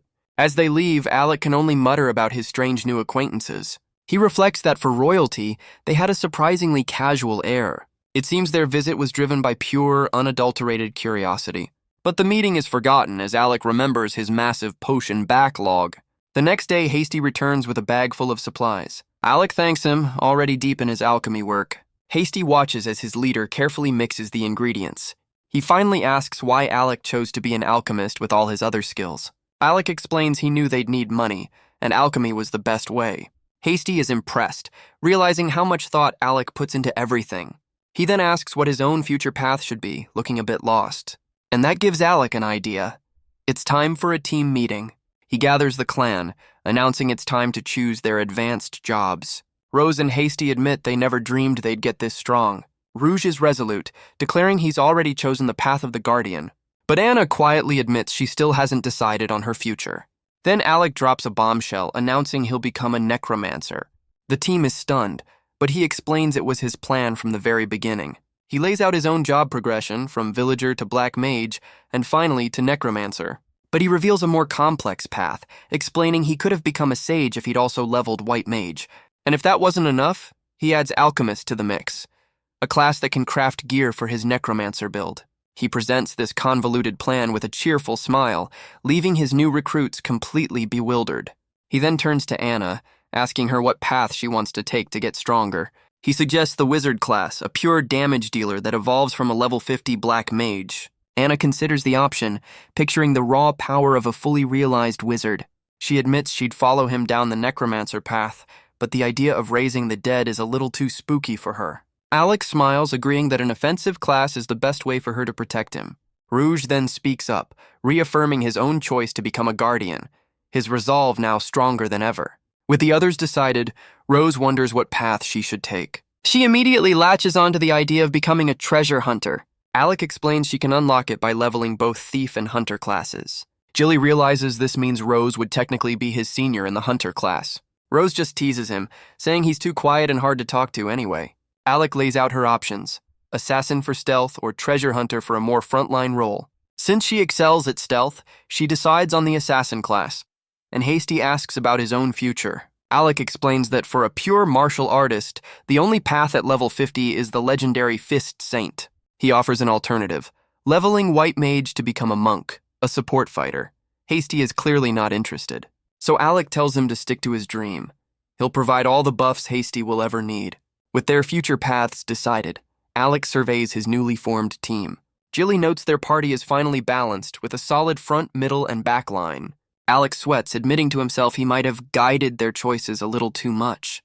He announces their next mission, a trip to the underground cemetery to take down the boss. The party makes their way through the dungeon, their combined power on full display. They finally reach their target, the White King, a powerful skeleton boss. The new recruits are left exhausted but victorious after a grueling battle. But Alec is already on the move, cheerfully announcing it's time to collect the loot.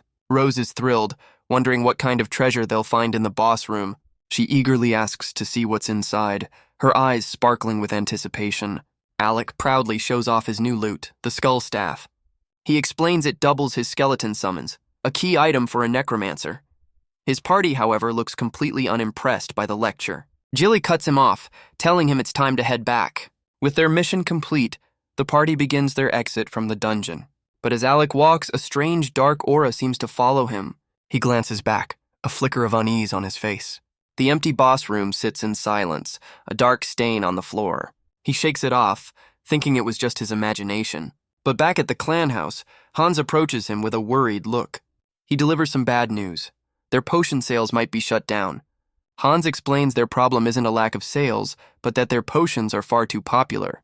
Alec looks over a report, analyzing the current market prices. Hans reveals other merchants are price gouging, creating an artificial shortage. Alec realizes this is hurting the city's adventurers, and Hans confirms his fears. Elsewhere, Henrietta enjoys a quiet cup of tea, blissfully unaware. Her butler, Seth, asks if the Duke is aware of the market manipulation. Henrietta cheerfully informs Alec she'll be visiting them very soon. She claims it's just a friendly visit to check on the new clan, a likely story. So Alec sets up a small stall to sell his potions at a fair price. But the plan backfires. They sold out instantly and now have orders for 2,000 more. Hans panics, insisting he already told them it was impossible to meet the demand. But now, he holds an official notice from the Pharmacists Guild. It's a thinly veiled threat, offering to license 2,000 potions. Alec realizes the guild is daring him to mass produce, certain he'll fail. But focusing on alchemy means he can't train his party, a choice he's unwilling to make. Henrietta arrives, asking if simply increasing production would solve the problem. Her simple question leaves both Alec and Hans completely stunned. She suggests the obvious solution: just hire more employees, leave it to royalty to suggest throwing money at the problem. But Hans explains the Pharmacists Guild controls all the local talent. Henrietta just smiles, already formulating a new plan to get around the rules. Henrietta suggests a simple solution. Alec should just train new alchemists himself. Polk points out that Alec is already a proven teacher, having raised a whole party from scratch. Alec considers the idea, realizing he'd have to go through the guild to make it official. He thinks back to how he trained Anna and Hasty from the ground up. He remembers his grandfather's words, urging him to use his knowledge for the good of others. With a new resolve, Alec agrees to the plan, much to Hans's absolute delight. Henrietta promises to run interference with the guild, while Hans gets ready to recruit. Alec can only watch, slightly taken aback by their sudden, overwhelming energy. Henrietta reflects that for all his quiet humility, Alec is surprisingly dependable. A few days later, Alec is already gathering supplies for his new alchemy school. Looks like class is officially in session, but his thoughts are interrupted as he bumps into someone on the street. His carefully prepared documents scatter across the cobblestones. He apologizes, but the man he ran into seems to recognize him. The man asks if he's Alec, the leader of the new clan, White Wisdom. He's overjoyed to finally meet him, shaking his hand with a wide grin. He introduces himself as Lute, the leader of the Golden Sword. Alec is stunned. This is the only mithril-ranked clan in the entire city. Lute then introduces his sub-leader, a woman named Maria. He explains that he's heard all about Alec from a mutual acquaintance. Alec immediately realizes he must be talking about Henrietta. Looks like his royal fan club is expanding. Lute laughs, saying he's heard all about Alec's new #1 fan. He explains he's a magic swordsman, and his sub-leader is a rare priest. They sit down, and Lute asks if White Wisdom will also be guarding the festival. He then mentions an upcoming dinner party for all the high-ranking clans. He invites them to join, but Alec points out they're only a silver-rank clan. Lute just laughs, confident they'll be a top-tier clan by next year anyway. He gives Alec a warm, encouraging smile. But his expression suddenly turns serious, saying there's something to discuss. The friendly atmosphere vanishes, replaced by a sudden heavy tension. And just as quickly, Lute is all smiles again, promising to send an invitation. Maria quickly bows, apologizing for her leader's sudden intensity. Our boy is left wondering what that was all about. A few days later, Mary bursts into his workshop with an urgent delivery. She holds up the promised invitation from the Golden Sword clan. The whole clan gets dressed up for the high society dinner party. Mary proudly makes sure her master is ready for the big night. Looks like the maid service includes a full glow-up. Dressed in their finest, the original trio descends the stairs. Their destination is the city's exclusive noble district. They arrive at the impressive clan house of the Golden Sword. The three of them stand before the entrance, ready for what's to come. A carriage pulls up to the grand estate of the Golden Sword. They've arrived in style, a far cry from their usual tent.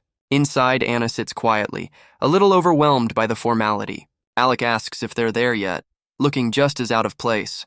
Mary explains the proper etiquette, much to Alec's confusion. She gives them a quick lesson on how to exit the carriage like they belong. Apparently, there's an order to these things. Alec agrees, realizing Mary has been studying up on high society for them. He glances back, hoping Rouge is handling the pressure in his own carriage. They step out, greeted by a butler at the grand entrance. And from the doorway, Maria greets them with a welcoming smile. But Henrietta is there to greet them, striking a dramatic pose. Alec points out she wasn't the one who invited them, but she just brushes it off. She eagerly takes over as their guide, leading them into the party. They step into a hall of breathtaking opulence and grandeur. Henrietta proudly announces the arrival of the White Wisdom clan. Their host, Lute, turns to greet his newest guests. He welcomes them warmly, telling a nervous Alec to relax. He promises a quick round of introductions before the real party begins. Guest networking is a requirement even in a fantasy world. The party is already in full swing with drinks being served. Lute addresses the assembled clans, ready to introduce the newcomers. Jilly and Rouge are completely blown away by the lavish spread of food. But Alec just looks uncomfortable, clearly out of his element. Lute makes his rounds, a natural in this high society setting. Henrietta finds Alec asking if he needs help with something. She offers to get him some juice and a quick lesson on party etiquette. He brings up her fan status, leaving the princess completely flustered. He asks if she's this helpful to all the new clans in the city. She declares it's their duty to support each other and protect Vorks, a very noble sentiment for someone who just wanted an autograph. She explains the veteran clans need a new generation to take their place. Alec can only smile, realizing she's genuinely a kind person. Henrietta is taken aback by his sudden insight. But their conversation is cut short as Lute calls them over. Alec asks Henrietta to join them for a more private chat. On a quiet balcony, the friendly atmosphere finally drops. Lute's expression turns deadly serious. He reveals a divine prophecy has come from the west, a prophecy that foretells a great disaster in Vorks next month. He asks Alec to keep his clan close, to avoid any long hunts. Looks like the party is over, folks. Alec turns to Henrietta, a new suspicion in his eyes. He asks why her brother called the festival normal if this was happening. Lute explains the festival's true purpose, a ritual to offer magic. He reveals the heavenly dragon's seal is not permanent. Without a steady supply of magic, it's set to break in 100 years. And the foretold disaster is the revival of the Demon Duke. Henrietta panics. Its return would mean the end of Vorks. Lute clarifies this isn't a monster but a demon god. A being so powerful even the heavenly dragon couldn't kill it, so no pressure. Henrietta realizes their city's forces are completely outmatched. But as despair sets in, Alec finally speaks up. He tells them that defeating it might not be impossible after all. Alec declares they should just reseal the Demon Duke themselves. Henrietta is stunned, asking if such a thing is even possible. Lute looks at him, asking if he can truly be trusted. Alec's mind flashes back to his old game, to a high-end raid event. He realizes his game knowledge might be the key to saving the entire city. Lute smiles, saying his clan will secure the items needed to channel the heavenly dragon's power. Henrietta agrees, her clan tasked with finding holy weapons and armor, and Alec's clan will find a way to weaken the beast and prepare the resealing ritual. They agree to keep this a secret, to avoid causing a citywide panic. They have 1 month to prepare for the end of the world. No pressure. Henrietta agrees to the plan, saying she's all in on this. She rushes off to share the news, leaving Alec behind. The two clan leaders are left alone on the quiet balcony. Lute praises Alec, impressed by his vast knowledge. Alec sweats, letting him believe it's all his grandfather's wisdom. Lute declares that Alec is on the path to becoming a true hero. He smiles, saying that once Alec takes over, he can finally retire. A surprisingly early retirement plan for a top-tier adventurer. Back inside, Maria and Anna enjoy the now quiet party. But a sudden thought strikes Alec, a shocking realization. Lute leans in, confessing he plans to propose to Maria after the festival. Alec grabs the older man's arm, his composure finally shattering. He begs him to be careful, knowing what's truly at stake for him now. Henrietta calls them back inside, their secret war council officially over. The party winds down, the guests blissfully unaware of the city's fate. But the news spreads quickly among the city's other clan leaders, and from that moment on, their days become a frantic race against time. The other high-ranking adventurers can only watch, their faces grim. For White Wisdom, it means one thing, a non-stop, brutal, power-leveling grind.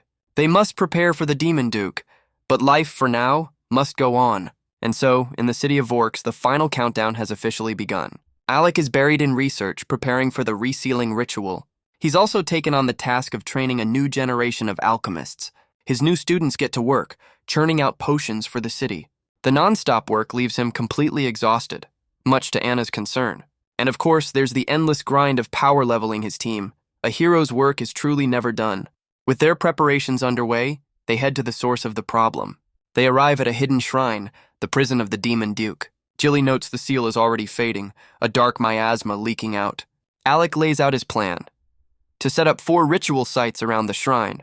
He realizes this is a strategy from a different game event, but hopes it will work here. Alec struggles with the ritual's complex, real-world formula. He plans to set up the 4 sites in a wide perimeter around Vorks. Jilly agrees, and they decide to start with the southern point.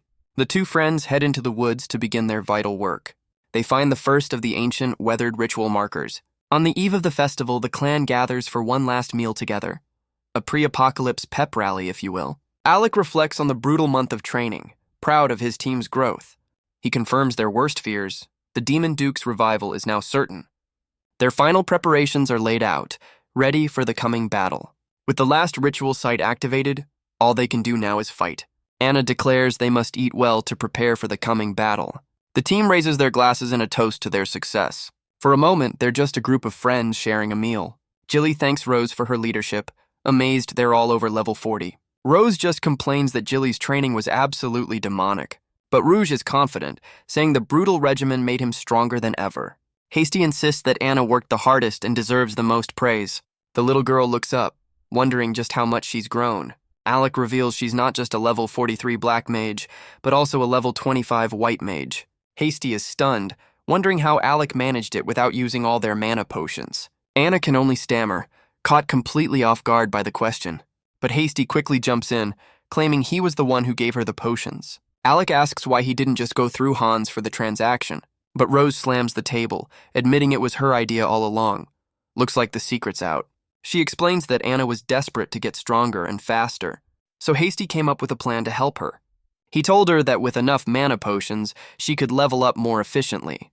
The idea was to secretly buy potions to speed up her training. Rose admits she told Hasty to handle it, not wanting to bother their boss. But their plan hit a snag. They didn't have nearly enough money to buy what they needed.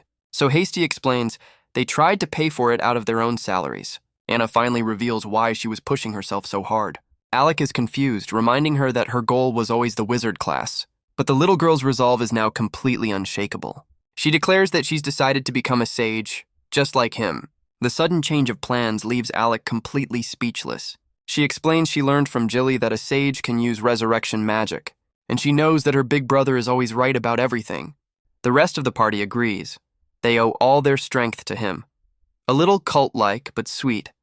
But Anna realized she had to decide for herself what she was fighting for. She explains it's not about defeating enemies for her own sake. She realized that as a wizard, she wouldn't be able to save him. She shouts that he never considers what would happen if he died. She asks the one question he can't answer: who would bring him back? Because if he falls, there's no one else who can save them. Her brutal honesty leaves Alec completely speechless. She declares she wants to protect him, and she won't lose another family. Alec takes her hand, accepting her heartfelt decision. He admits he was rushing to get the clan ready for the fight.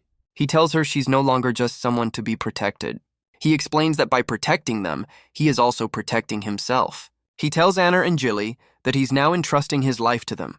The rest of the clan is moved by the display, their bonds now stronger than ever. But Alec quickly breaks the mood, saying it's time to get back to business. He gently reminds Anna to consult with him before making such big plans. Rose, however, is just glad she wasn't the only one left out of the loop. With their resolve strengthened, a quiet night falls over the clan house. The city of Vorks prepares for the Heavenly Dragon Festival. But as the city sleeps, a dark presence begins to stir beyond the walls. And just as foretold, a pillar of dark energy erupts from the shrine. The disaster has begun. In the quiet woods, one of the ancient ritual markers stands ready. It glows with a faint, hopeful light, a beacon against the coming darkness. But in an instant, the stone cracks and shatters into pieces. Alec senses the disturbance, his heart sinking with a terrible dread. The whole party rushes, knowing their time has just run out. He realizes with horror they won't make it before the Demon Duke revives. Back at the clan house, an urgent report arrives for Alec. A knight from the Silver Dragonwing clan kneels before them. He shouts that the western barrier has been destroyed and they've lost contact with the patrol. So much for a foolproof plan. Alec can only stare, the devastating news hitting him like a physical blow. Alec shouts that they only have 4 hours until the revival. They arrive to find the ritual stone shattered into pieces. Rouge is baffled, wondering who could have known about this place. Their entire plan to weaken the Demon Duke is now in jeopardy. Anna asks her brother if he can repair the broken marker. But Alec realizes it was dispelled by a powerful magic. He knows they must fix it before the Demon Duke awakens. Looks like the warranty on ancient magic stones has expired. But Jilly suddenly grabs him, stopping him in his tracks. He warns Alec that his killing intent is completely exposed. The party turns, facing a new unseen presence in the woods. A new group emerges from the shadows, their leader smirking at Alec's party. She mocks them, saying their leader is a far cry from the legends. Jilly and Alec stand their ground, their expressions hardening. Anna quickly analyzes the threat, warning that they're all advanced classes. The rest of White Wisdom prepares for a fight, the tension palpable. The woman scoffs, judging them by their gear and calling them spoiled children. Alec cuts her off, demanding to know if they destroyed the ritual stone. She just gives him a smug grin, asking what he'll do if they did. Well, that's one way to confess to treason. Alec is left speechless by her open hostility, but her smug expression falters, a flicker of confusion in her eyes. But Alec notices something strange about their leader. She has the same black hair and black eyes as him. She scoffs at his observation, mocking his apparent ignorance. With a furious roar, she lunges forward to attack him directly. She orders her own party to engage the others. But White Wisdom is already moving, executing a practiced formation. The two groups clash in the quiet, desperate woods. Hasty and Rose prepare to take on their own targets. Looks like the B team is ready for their moment. Rouge holds the line, his shield ready for the inevitable impact. The enemy leader laughs, convinced their basic jobs are no match for her own. Anna quickly assesses the enemy, identifying a counter-knight and a cursed child. The enemy leader scoffs, admitting an attacker like a devil magician would be a problem. She questions his gear, his barrier, and his impossible knowledge. She demands to know where he learned things that shouldn't exist in this country. She then turns his own unasked question back on him, a flicker of recognition in her eyes. And in that moment, a shocking realization dawns on Alec. The woman wonders aloud if he too is a reincarnated person. Jilly can only look on, completely baffled by the sudden, bizarre accusation. The enemy leader seems to reconsider, her own certainty wavering. With an annoyed sigh, she dismisses her own theory as impossible. She waves off his questions, deciding she's done talking. Instead, she'll just beat the answers out of him. A very direct approach to interrogation. The sudden threat catches Alec and Jilly completely off guard. The woman takes a fighting stance, her patience clearly at its end. With a single word, she summons a dark power from the ground. A monstrous blood demon erupts from the earth beside her. Alec and Jilly can only stare at the newly summoned threat. But she's not done, preparing to synchronize with her demonic ally. Her own party stands ready, a tank moving to protect her. Another of her companions readies his weapon, a deadly chain scythe. Rouge holds the line, his shield deflecting the enemy's chain scythe. He grits his teeth, the force of the blow rattling him to his core. His opponent, a knight in black armor, remains eerily silent. The lack of a battle cry unnerves Rouge more than any threat. Meanwhile, the enemy's hooded caster prepares a spell of her own. But her incantation is cut short by a sudden, unseen attack. Hasty unleashes a ranged blast, a new trick up his sleeve. Rose follows up, moving in to silence the caster for good. But the caster is quick, blocking the assassin's strike with her staff. Hasty celebrates his new move, but Rose is not amused. Now is not the time for a victory lap. Anna casts a protection spell, focusing on defending her teammates. But she glances back, worried about her brother's side of the fight. The enemy leader's hand begins to change, her form twisting. She stands beside her demon, her transformation now complete.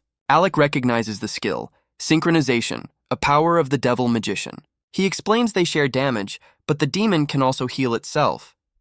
A 2-for-1 deal you really don't want. The woman is stunned. He knows the secrets of her advanced class. With her patience gone, she and her demon lunge forward to attack. Alec shouts for Jilly to hold the demon back at all costs. Jilly readies his bow, prepared to face the monstrous creature head-on. She lashes out with a chain, trying to bind him in place. But she settles for shattering his staff with a single, brutal blow. Meanwhile, Jilly unleashes a holy arrow at the blood demon. He repositions, keeping his distance from the monstrous beast. He unleashes a power shot, taking down a smaller flying demon. Alec is forced on the defensive, parrying her relentless strikes. She knows he's not a pure mage, and he confirms her suspicions. A sudden, powerful blast erupts between the two fighters. The force sends Alec flying back, his defenses shattered. The devil magician smirks, confident in her overwhelming victory. But Alec just smiles, saying it's his turn to show off. The devil magician can only stare, completely confused. He clenches his fist, preparing a new kind of magic. He pulls a few small seeds from his pouch, much to her surprise. With a flash of light, he unleashes a powerful alchemy skill. A massive homunculus knight erupts from the ground to protect him. Looks like he brought his own tank. She shouts in disbelief, recognizing the high-level alchemy. Alec explains his alchemy wasn't just for making potions. It was all to create the seeds for this very homunculus, a secret weapon he's been saving for a special occasion. He reveals each seed cost 1,000,000 gold and he only managed to make 3. Talk about an expensive party trick. The devil magician scoffs, vowing to destroy his little doll. She clashes with the homunculus, as Alec provides a constant stream of buffs from the back line. But the homunculus is fast, forcing her to dodge its powerful strikes. Alec watches intently, his creation holding the line perfectly. The devil magician unleashes a flurry of blows against its shield. She presses the attack, her expression a mask of pure fury. She brings her weapon down in a powerful overhead swing. Her face contorts with effort, putting all her strength into the blow. But the homunculus easily parries, its defense completely unshakable. She's left completely stunned by its impossible defense. Alec sees his opening, casting a spell to bind her in place. He follows up with a debuff, weakening her for the next attack.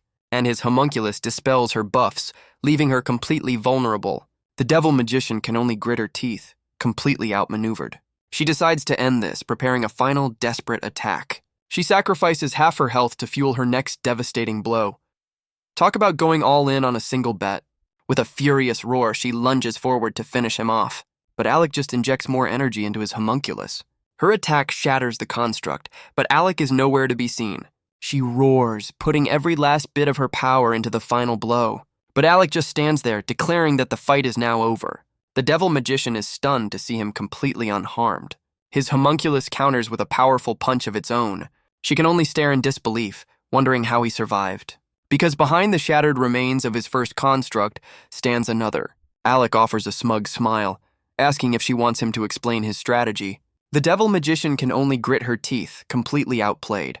He explains his homunculus runs on his mental power, not life force. It can't be killed, only restored, making it the perfect, unbreakable shield. Talk about an overpowered summon. He explains he injected a fresh burst of energy just before her attack landed. It was a gamble, but he managed to summon the second one with a split second to spare. With a confident smile, he declares that he was one step ahead of her the entire time. The devil magician can only seethe, her face a mask of pure, unadulterated rage.